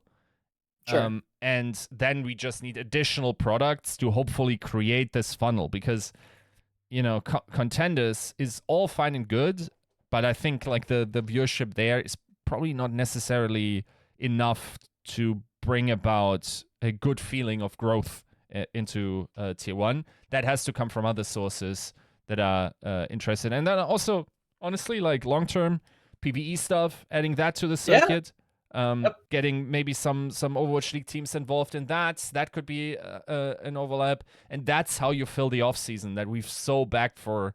Because I mean, we're once again at each other's throats, like creating drama instead of like enjoying content that we should have had during. Oh yes, yeah, they weren't going to do this 2 weeks ago. Okay, I don't know what you're talking about. There was no drama 2 weeks ago, and now there's drama. So you figure it out. Okay, this is a you problem. I'm sorry. I wanted to touch back on something you said earlier on about the bad teams of OWL and this Pro-Am. I don't agree with how this is going to go for them. I don't think they deserve to be dogpiled. I remember the specific TikTok about Adam Sandler. This is a side tangent, but he's like, he wins an award and he says, you're going to be forever remembered as the guy who lost to Adam Sandler. And I think like this is what like teams like maybe like Nixel or whatever, the teams that are in danger of losing to a tier 2 team, you're going to be forever remembered for the rest of the season as the team that lost to fucking Redbirds or whatever Odyssey. And it's like that's just gonna be like the narrative forever. If they lose in this exhibition when there's zero stakes and like who actually gives a shit, for the rest of the season, they're going to be remembered as the team that lost their tier 2 team, which is just going to dogpile from fans, dogpile from casters. That's obviously going to be the easiest narrative point to throw out there when the whole start of the season is about questioning a roster and their capabilities because you have no evidence to really go by because everyone's changing their roster anyway. And the only thing you have to go off of is this exhibition. You'll be like, oh, well, Nixel or whoever lost to freaking Redbirds, so they obviously don't deserve to be here. Or you're not going to say that directly, but that's going to be the vibe in the room. And I hate for those teams, especially if the rumors are true about Nixel picking up like women or marginalized genders, if they lose to an exhibition team and they're a mixed roster in terms of genders, like that's triple dogpiling on teams like Nixel that don't deserve it. I think a better format for Pro-Am would have been have like, the exhibition matches tier 2 versus tier 2, have the top 4 pick their challengers. Who do they want to face against OWL so they can measure up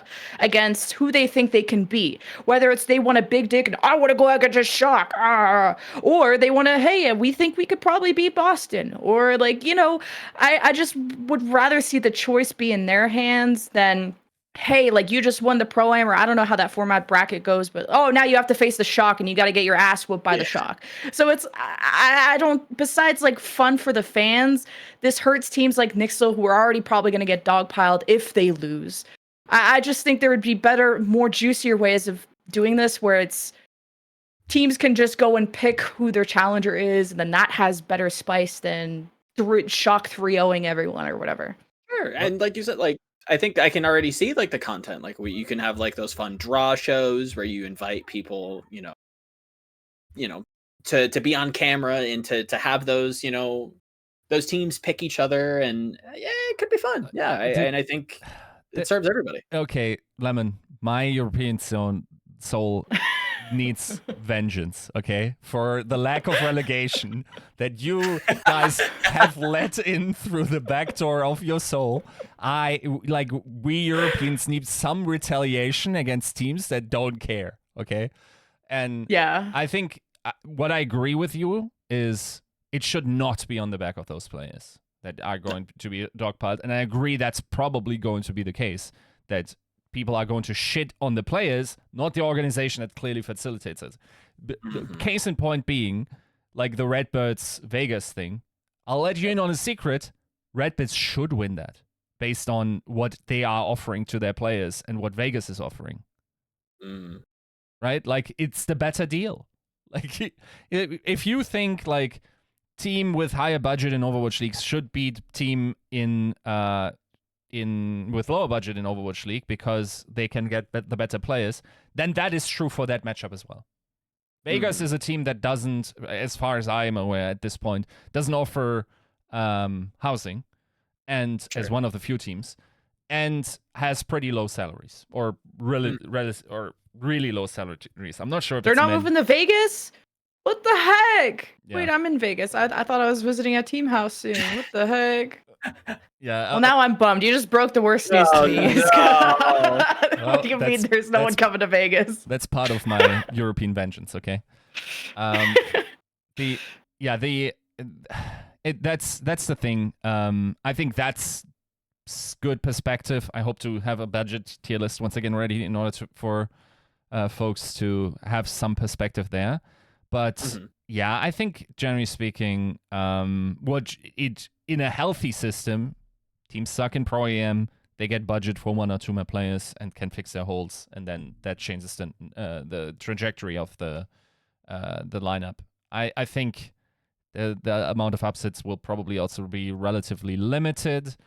I hope we also do well in celebrating that. The bigger story is we're celebrating the players that actually got these upset wins, and that those guys then happen to be promoted. Ideally, I'd love, I don't know, maybe orcs get told they're going to get a bump up with the rev share, and they can therefore hire 1 or 2 more players, before season start or whatever. And you can't beat them, side them. Yeah, that's the idea, right? We have to appeal to the fragile egos of ownership that, if you want your franchise to be forever known as the fucking team that lost to the tier 2 scrubs, then so be it. But that's an L that you're just gonna have to hold. And if you don't want to fork up some more cash so that doesn't happen, that's on you, right? If that's the way that we have to do this, then so be it. Let's get some budget bump ups because it's looking rough for a couple teams. I'm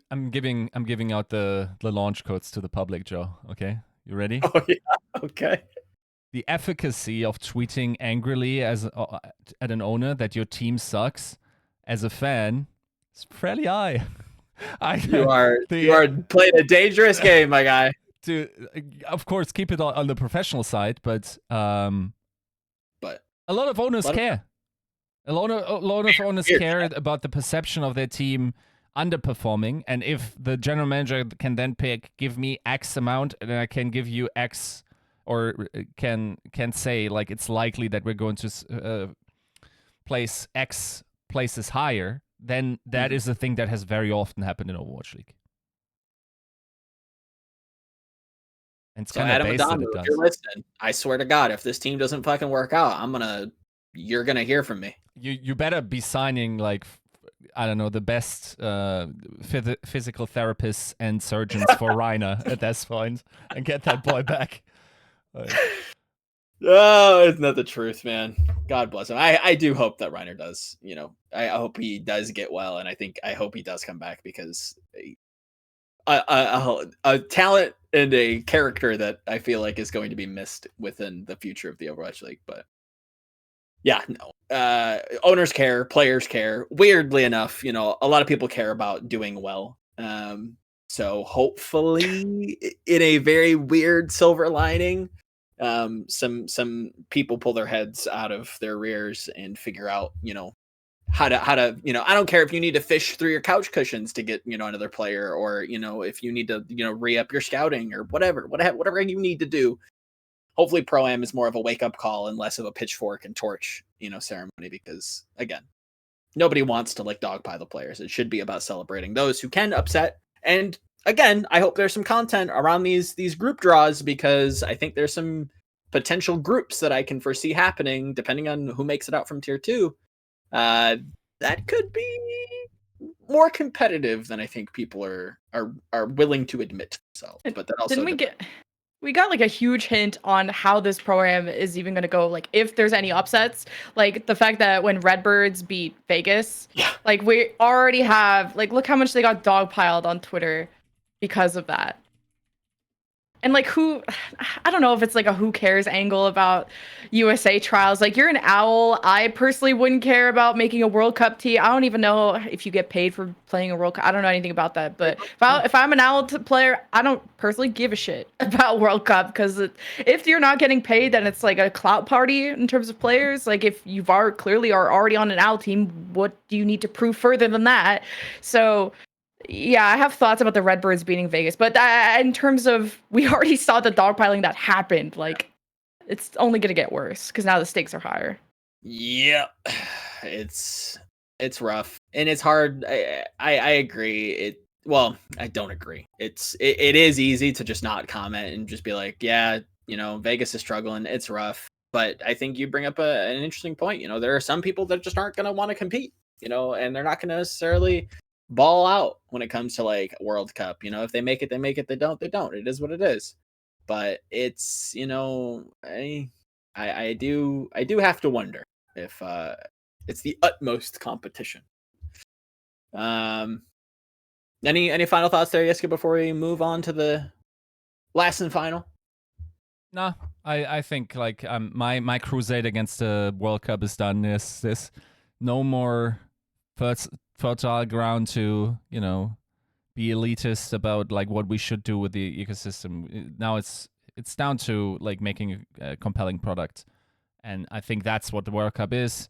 And if anything, hopefully it really reinvigorates the desire for these regional markets to activate, to get better and compete.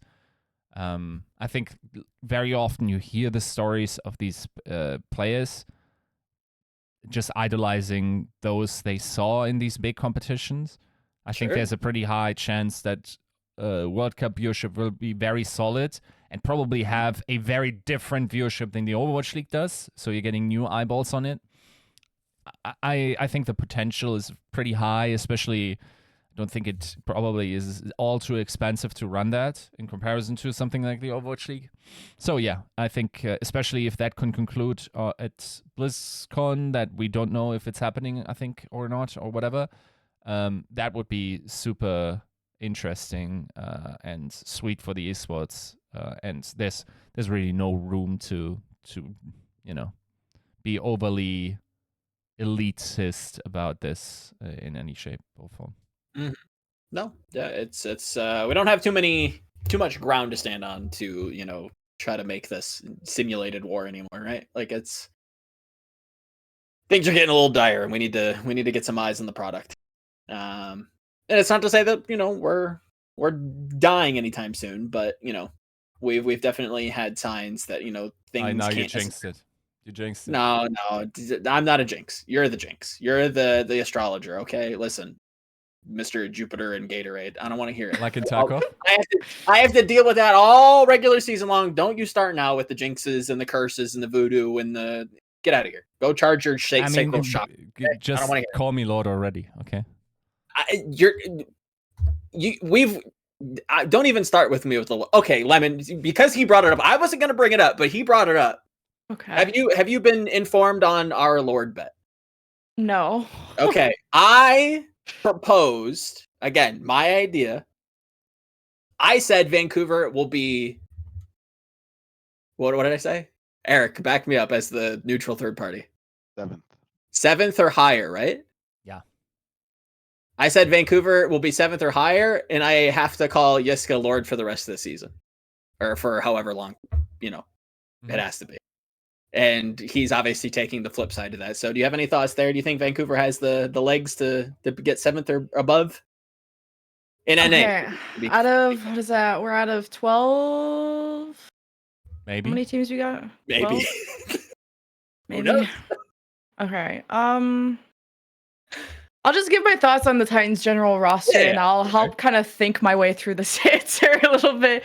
So I'm really hesitant to like the Titans roster. I really want to think they're a solid team. So starting with Punk, I think he gives me Dante vibes of He puts in the work to be that hyper flexible tank that you could probably slot in on any team. But I'm not even sure if he got enough justice or resources on Boston to play at his peak and look the best. And then like this iteration of Titans is like Punk's chance to prove to me that he's a good player. Or if not, I'll have to settle with him being mid. So I have like big question marks because it's like a lot of these players were just good players on bad rosters. Aspire and Sugar Free, I guess we can go on like the Sugar Free topic. Sugar Free hasn't, according to Wikipedia, hasn't technically competed since Fusion Uni of 2021. So like as much as I was part of the hype train of Sugar Free and, you know, youngest signed person in the league or whatever, and this prodigy, I need him to play the game to prove that he can play the game. Like this just feels like so long of a break, unless he's played recently and I just missed it. But he was good then. Is he good now? Breaks can affect people in different ways. Not sure. I give him the GOAT title. So I'm going to hold off on the hype train because not competing for that long is a big deal. Aspire was another bright spot on a bad team. I don't know, solid player, just like Punk. How much forgiveness do you give to players who were solid on their own but stuck on bad teams? It's really hard for me to kind of just pick apart one person. It's not like other games where you could have your individual performance be separate of your team. Like this is Overwatch your performance is so meshed in on so many factors, including other people on your team, that it's hard to quantify them at all. So I would say that this is a middle pack of the team on the lower end, and they definitely need to sign more people for me to assign them any higher than that. If we have 12 teams, 7th or above, I'm trying to think who would be below them. Like you're thinking NoHill, Valiant, ? Where they are. True, base. Like who is below that? Justice? I don't even know who their roster is. Vegas. So we have Vegas, Justice, Valiant, NoHill as like contenders of being below them, so that would put them around 8th or 7th. Is that your justification? Pretty much, yeah. I need like a couple of upsets here and there, maybe like a solid mid-season performance. God forbid, you know, they score a couple of wins there. Obviously without like the league point structure, but like yeah, that's pretty much like the argument is like it's fringe. That's why it's a gamble. You know, it's a, you know, I'm betting that, you know, they can maybe take an upset against, you know, I know this might sound heretical, but like maybe a team like the Gladiators, maybe a Boston doesn't necessarily get the start that we all expect them to, right? Like there are some slower starting teams. If Titans just comes out guns blazing, or at least, you know, can ditto them and you know, just gamble out like a game 5 and they take the series win and they take the W, like, okay, well, how far up? Again, it's like a London bet of last year, right? Yeah. Where nobody expected London to do well. So it's like, okay, if we just kind of mid-pack them, like, is that worth it? Joe loves to gamble, like entering indentured servitude, apparently. And how many times have I lost? I'm thinking about it. Titans definitely above Vegas. I'm confident in that. The NoHill rumors, I don't... wait, have they... I'm trying to look at Wikipedia here. I don't even know who the fuck they have on their roster. But if the rumors are correct about NoHill, that I'm not sure about. I got to see the NoHill Titans match to see that. So I don't put them above them yet. I mean, Valiant not having a roster, anyone they pick up from tier 2 is not going to be good enough against Titans. I don't think anyone in tier 2 could beat Titans if that's a hot take to say. And then London, where's Sparker here? Did I miss something? Is Sparker gone? No. Sparker here? That's a great question that I think Nuki's still trying to find the answer. She keeps asking everybody, is Sparker coming back? I don't know. Nah, Sparker is presumably back. And who is Justice? Dude, I don't know. Justice, I'm saying is Titans better than a bunch of unknowns? Yeah. like playerless rosters, Lamau. But I give them an 8th place, 10th, okay. 8th place or above. Window. Okay. Like ask me again when the rosters get released, and we can have this debate. Yeah. How about that? We'll bring you back.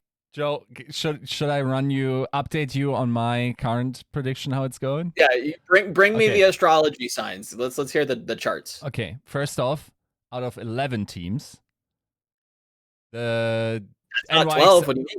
The NYXL will probably be better.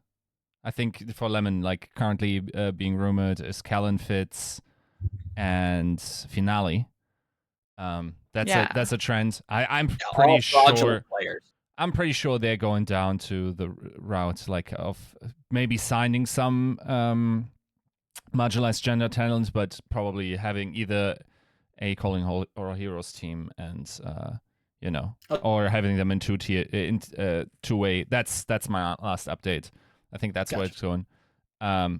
If not, okay, that's a team I would say Titans has beat. If they actually commit to the Korean player type, I would say they are likely to be higher. Then I think London is certainly going to be better, also based on the players we expect to be announced there. I think they are probably going to beat handily Vegas. They're probably beating Valiant handily. And Justice, that's close, but probably also. Who's on Justice? What's the rumor about Justice? Justice currently is Ben Best, FD God, Flora Teru. Who am I missing? One more, right? Is it? I'll put the name in the chat because I don't know if it's been rumored or not. I think it has, but let's check. Not the last one. Oh, Alpha Yi. Yes, those are the deep rumors of Twitter. Especially Alpha Yi, of course, is stupid, crazy nuts. But I think most of the time Titans should have these beat. So I think realistically, what it's coming down to, Joe, is like it's going to be very close if they're 7th or 8th going forward. Like that's going to, at least right now, coming down to the wire. But then again, like there's a possibility that the Titans are not doing well, or there's a possibility that other teams are shitting the bed that we're currently not foreseeing. And then that gets a little bit more interesting as Joe just... Joe just died. I'm just, like that's when you when the Lord announces that you're going to lose the bet. He said 7th or above, you're done. We're cutting you off. What is going right in Michigan? Like, is there anything working in that state? It's nuts. That's a good question. But yeah, I think generally speaking, also, isn't it a little weird that we still haven't had these announcements? Like, presumably, like when does it start? Mid-March, right? Is that March the start of? 15th is a deadline for signing, but not announcements. Okay, right. So yeah, like I think I'm not feeling amazing about that lore bet.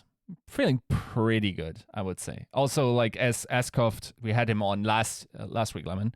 Askoft said like he's pretty confident in his current team, and he doesn't like the concept of bench players. He would rather love to play with the same starting players in all matters, and I think that helps team atmosphere.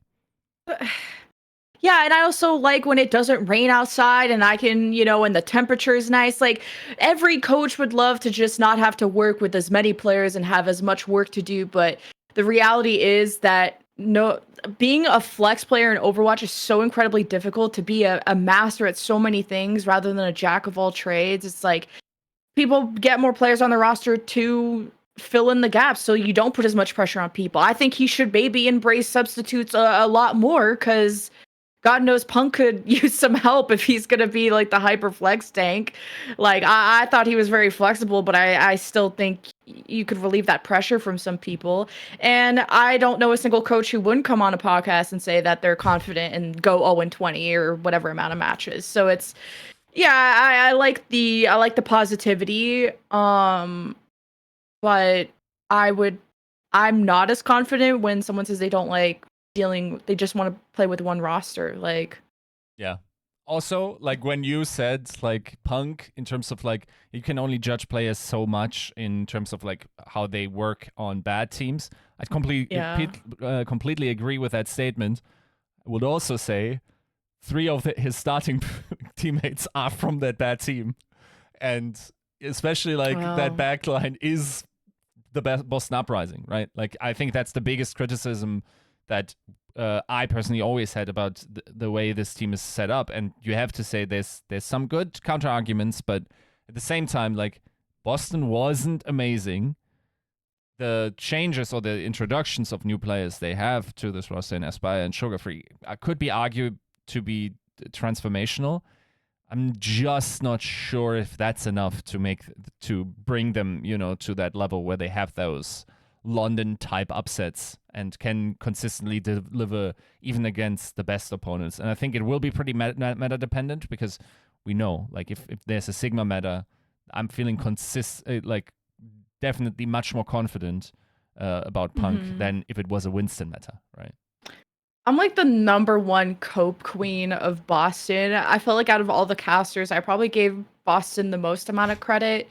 Just because I got to talk to like some coaches and just kind of figure out what the situation was. Because that's what the big thing was, is that nobody understood what the fuck was going on with Boston. So people just thought, okay, bad results, don't know what's going on, equals not well organized. And then you had first talk about support line. You had Fade, Crimzo, and MCD, where MCD was, the whole roster had this whole mixed roster situation where you had sometimes, was it Itzal come in, suck ass on Hammond, very good player on his own, but for some reason did not, I think they lost probably all of the maps they played with him.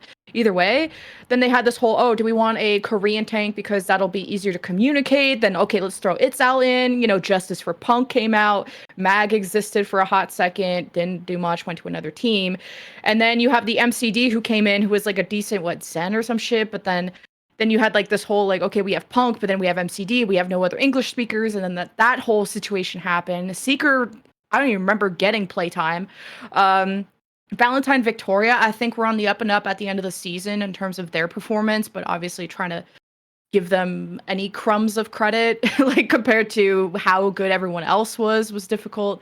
I think that they just had so much stuff to figure out in terms of their long term that it's hard to give Punk credit because he got mixed up with Itzal and Mag being rotated in.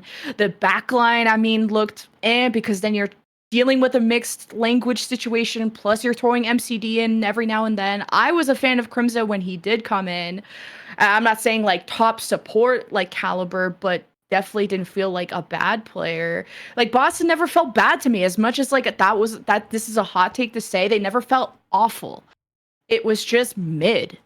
And I kind of just attributed so much of that of them still organizing what they wanted. Is it full Korean? Is it mixed? And how do you deal with that mixed?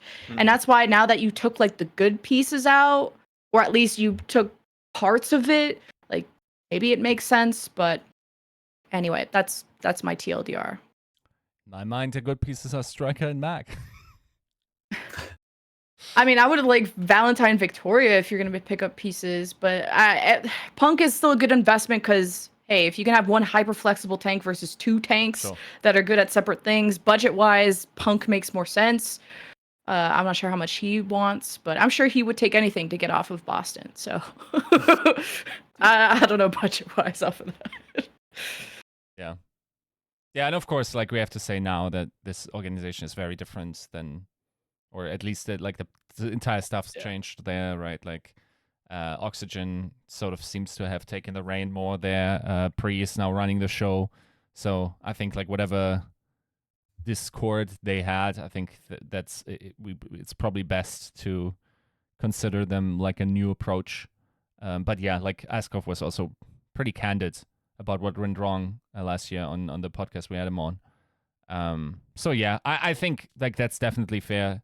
And if it was to be the case, especially considering what we saw in Stage 4, that they actually popped off and went 4 and 2, it isn't too unbelievable for me to think that Titans could have maybe not a London-esque story, but a pretty mid-tier story, especially if some of those organizations keep shitting the bed. There's always one or two where they clearly underperform under what you thought they would be doing. So if they can hold the course there, maintain a good internal culture, I think they can strike when the hiring sort and everyone else is sort of crumbling, especially if they hit a good meta or can indeed force their meta interpretations onto other teams, as we also discussed with Ascoft.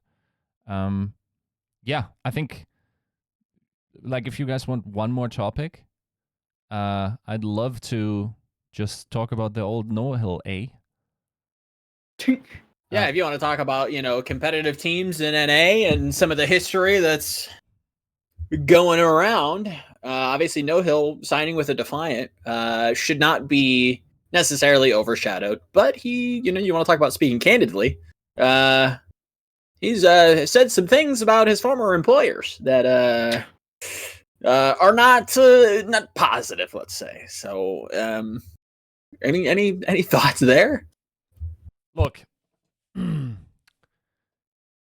I think seeing that, just the pictures coming out of those living conditions there is like 2001 StarCraft 1 team, team house vibes.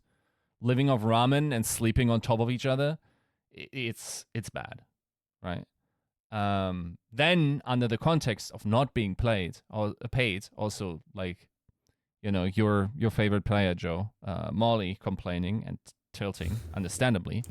It's actually really nuts what they were still capable of doing.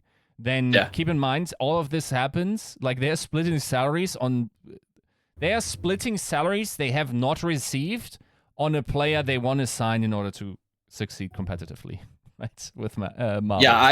Yeah, how does that story, like, make any sense now? If nobody's being paid, how do they afford Marvel? Yeah, I think, like, they might... Or are they working with, like, credit? Did they load the charge card? They're just like, all right, come on in, Marvel. I'll pay my Amex next month. Yeah. I'm being paid in LGE coin, and we're splitting.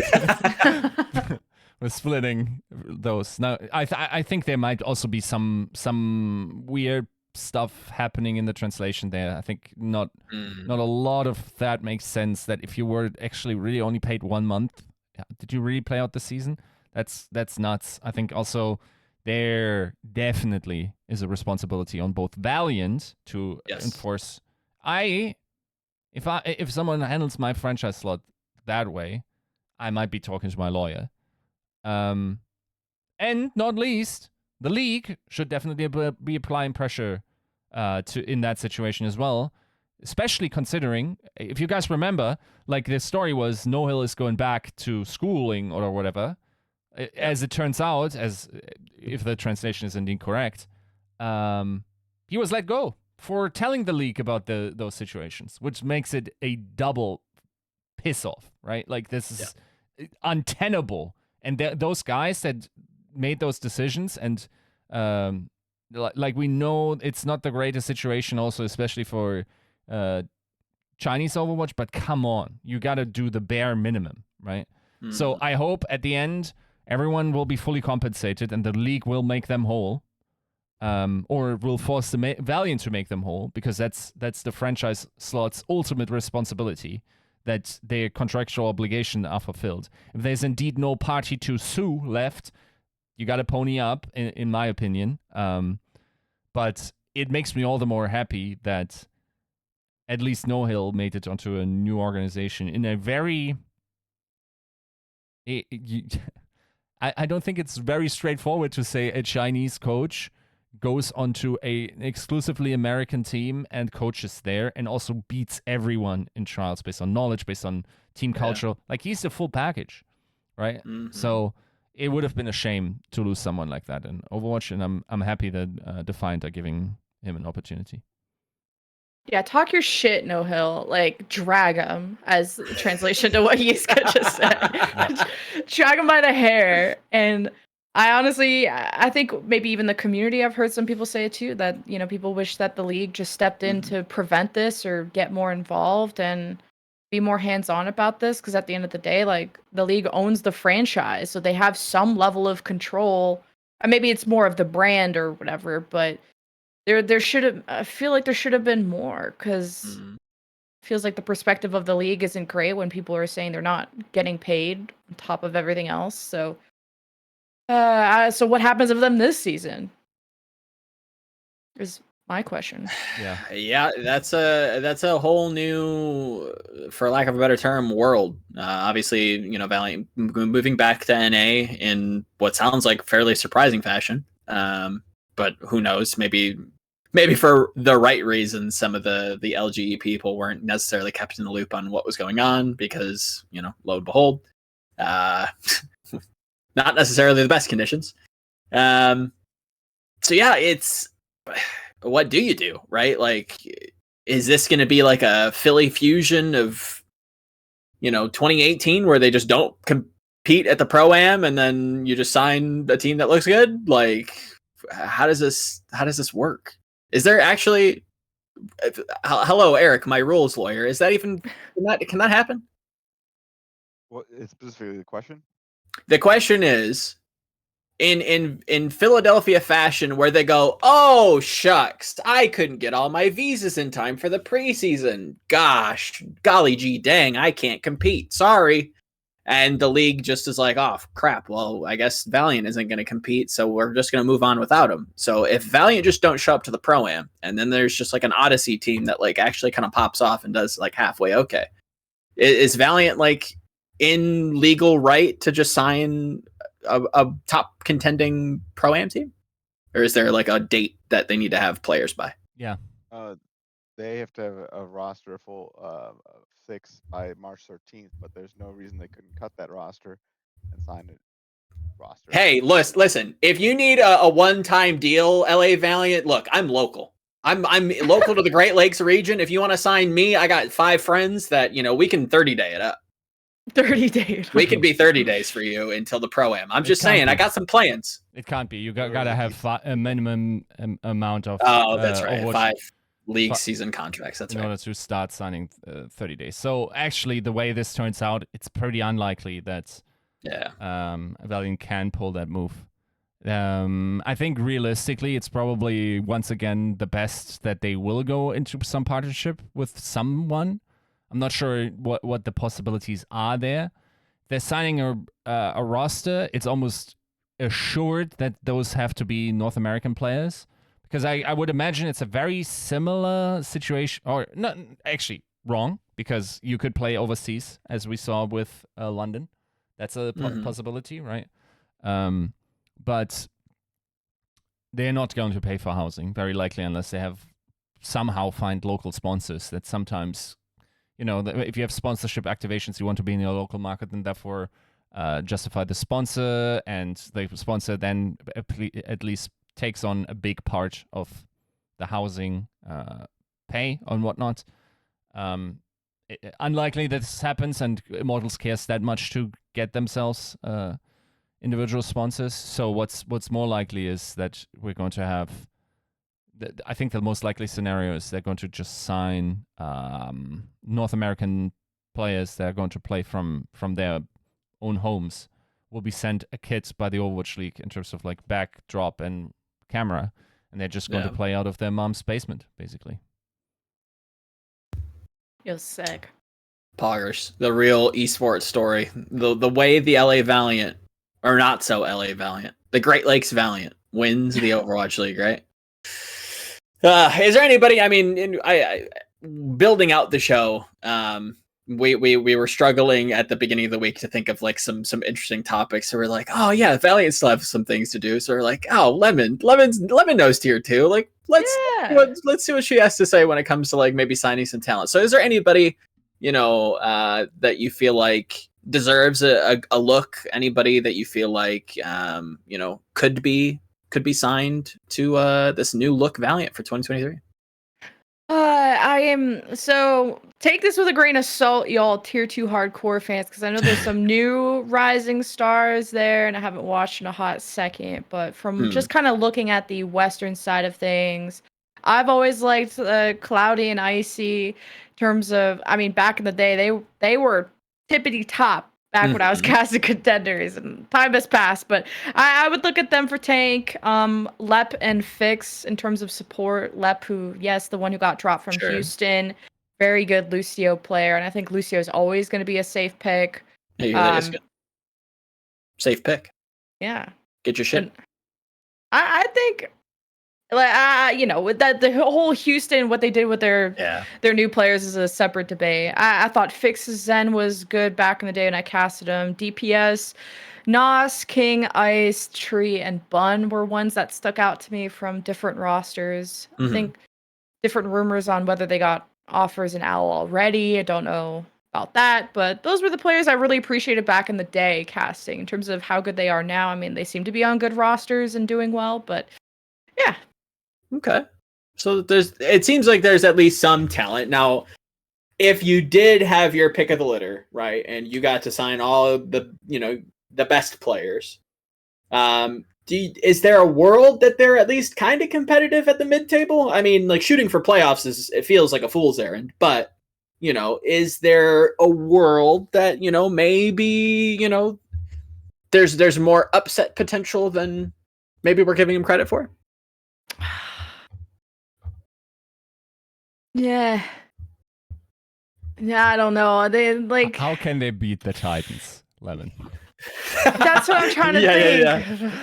What is like Titans like one of the lower end rosters that are announced right now? Like until Valiant or whoever else comes out, and Vegas too. Mm-hmm. Do I think this budget Valiant could beat Vegas? Yeah, unfortunately, I would put this team up over Vegas. I'm here for it. It's Vegas, like, okay, then I'll do my like quick spiel about Vegas because I got a whole mega cope for Vegas. I actually really like the players on Vegas, but I still think they're contenders level talent.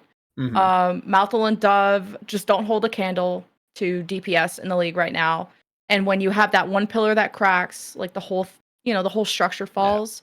I think Vulcan deserves more respect. I personally have a lot of respect for him. He was a really good off tank when I casted him back in the day. Zarya and Diva, stuff like that. That takes an insane amount of coordination and just game understanding to play those heroes well. But that wasn't contenders that I appreciated him. And I don't think he ever got to prove himself on a good team. So that's my cope for Vulcan. Rack Attack and Luke Mino are good, but it's tough to have an impact when the rest of your team suck. I did see the scoreboard where like Samito and Cloman were facing Vegas, and it really wasn't close. Like Samito dropped like 34-5 on like May or something crazy, and there's just like, but I feel like there's more there in that matchup because it felt like a comp gap because Samito's team were running like a May rush with Rhine, and Vegas were running some Doomfist Genji Sojourn, which just doesn't match up well. So my whole spiel is that I think Vegas have the mechanics, and that's why you brought them up, is that they have a level of mechanics.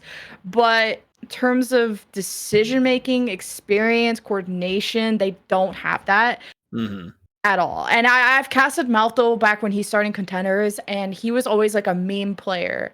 Not to like shade on the guy at all, but this wasn't a player you're like hyping up. This was a player that he was going to flank on a Reaper, go to fucking Narnia, Death Blossom like one person and die. And that was the expectation you had of Malthel back in the day. Okay. And he was like the make or break player that would make like the most batshit play be amazing, or the batshit play that was like, okay, well, Malthel just ended again.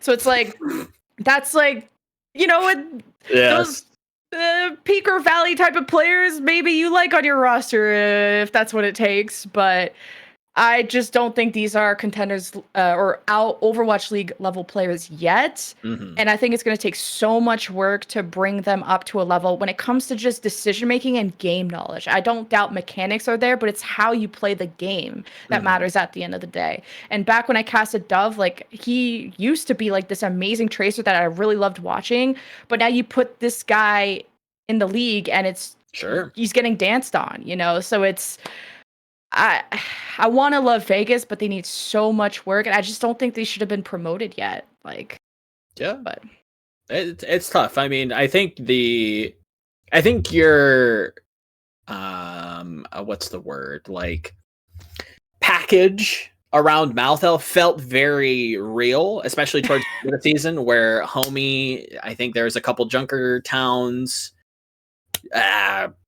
It was rough. It was rough to say the least. And it's like, I get, the peak and the valley, the dice roll players, there are going to be there are going to be those players, and I think that's like a fun archetype that I think Overwatch kind of needs in some ways.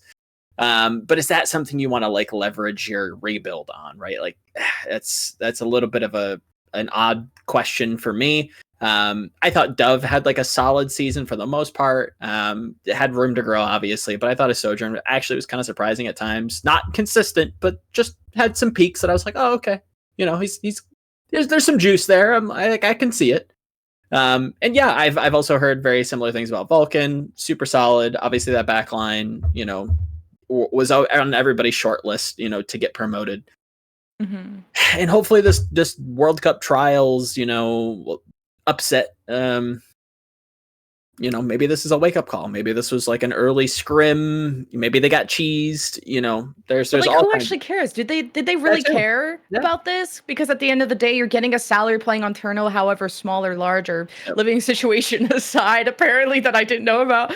But like, was Team USA even in their expectations? Yeah. Like, do you honestly expect this team was going to make it? No, but it was maybe like, hey, let's put you in a more serious competitive environment than scrims and see how seriously you can take what is going on and how you can make decisions on the fly. Maybe these were the coaches that were like, we're going to be hands off on this. Like, let's see how you adapt in a competitive match on the fly. And they clearly shit the bed when you're running Genji Sojourn into Mei Rhine comp. Like, that's a complete comp gap. And the fact that Samino's dancing on you is crazy. So I understand the dogpile that happened, but my worry wasn't like, oh, but Samino has better mechanics than Dove or Mouthful. Is the fact that how are you not smart enough to know to not play Doomfist into a Mei, Ryan, Cassidy? Like, it just feels rough. Not even just putting that on Vulcan, just the whole team just didn't play the right comp to me. But I don't even know what the meta is, so maybe I shouldn't say it's obvious to swap, where that's what they've been scrimming on. That's what everyone else is scrimming on, maybe. And this Mei Rhine is something they haven't figured out how to counter, but there's going to be surprises in the league, regardless of the funny Mei Lamau Rhine rush. And you should be ready to make comp swaps. And I think I might have heard that the Doomfist was a swap that they did, but either way, I'm more worried about their decision making in game because that seems really off. Yeah, if you're playing the meta and somebody comes out and, you know, has a, you know, somebody's dusting off the weekend at Bernie corpse that is, you know, Clone Man, God bless him.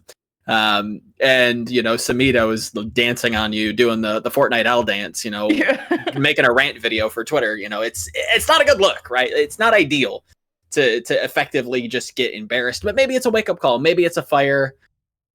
Hopefully, you know, it's a wake up call and Vegas can get their stuff together, because again, I think in an early narrative sense, I think all eyes are on them when it comes to Pro-Am, because I think a lot of people, the expectation is that, like, yeah, you know, an Odyssey or a Redbirds or whoever is just going to come into the Pro-Am and just kind of throttle whoever, you know, whatever group Vegas ends up getting into. Nobody wants that either. So it's tough. It's tough. And obviously, you know, circling back to Valiant, whatever the fuck they're going to do, God knows. Let's just hope these players get paid this time. And, you know, some of the former players, they get some compensation as well. And I agree with Yiska. I think you brought it up that, like, yeah, I don't think the league has their hands clean to this. I don't think Valiant as well gets away scot-free. But it's tough to kind of move retroactively. I hope they get their money, obviously. And I think that only kind of speaks to whoever basically survives that Valiant roster and moves on, you know, to better and greener pastures. I think like Dia probably has like a great future if, you know, he so chooses to continue to compete. I think there's plenty of APAC teams that could probably use him. You know, the Charge still has to make some moves. Who are you going to put next to like Troy Sewan if they end up keeping him? You know, it's there's homes. It's just, you know, do they continue to play? Do they make it? Was last season just too much of a torment? I do feel for him. But any final thoughts there from either of you before we wrap up? No, excuse my boomer take for the Valiant roster. There's probably a ton of better choices, and I'm just baiting y'all in the comments. Okay, that's what this is all about. Roast the lady for her boomer ass tier 2 Valiant. All right, that roster costs you $5. Okay, so just go with it and see what happens. Okay, but it might be better. Hey, listen, that's a $5 footlong from Little Caesars that is local. I'm just talking, sponsorship activation. You know what I mean? Like that could be the Little Caesars $5 breadstick bowl. You want to battle Vancouver for who's got the better breadsticks. I'm just saying there's opportunities. Yeah, there's possibilities. Making me hungry now. I gotta eat.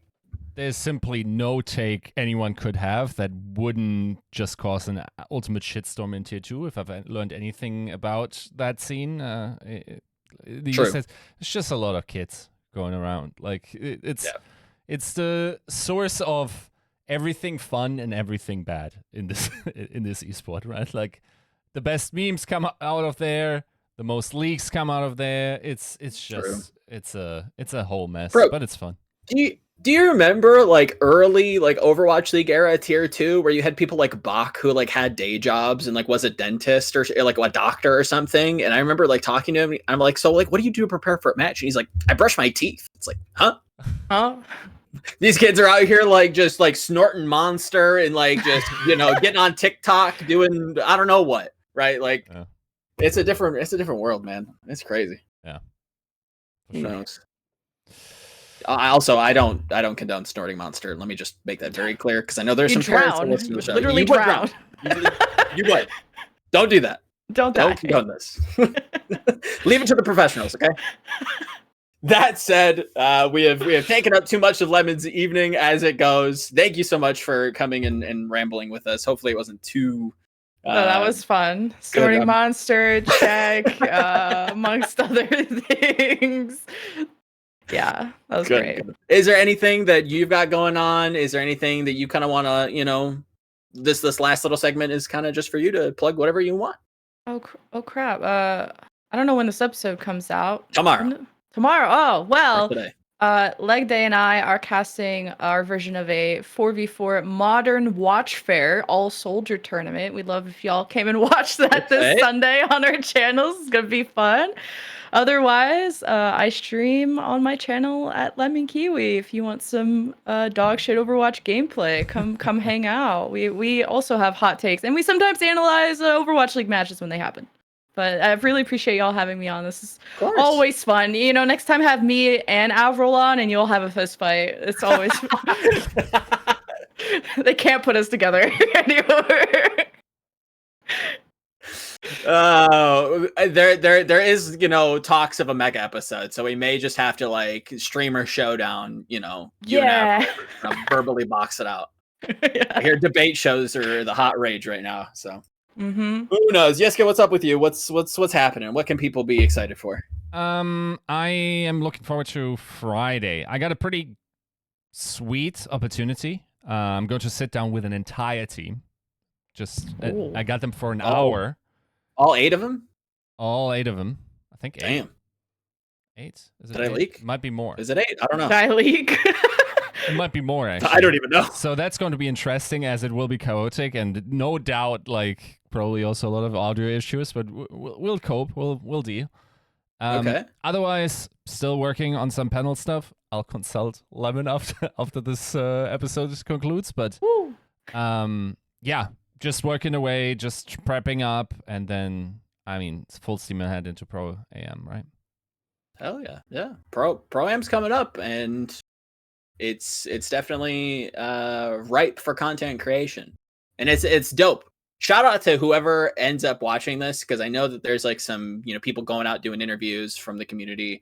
There's this, it's very brief. There's this like little baby new wave of like people coming back to Overwatch and like making competitive content, which is like super dope to see.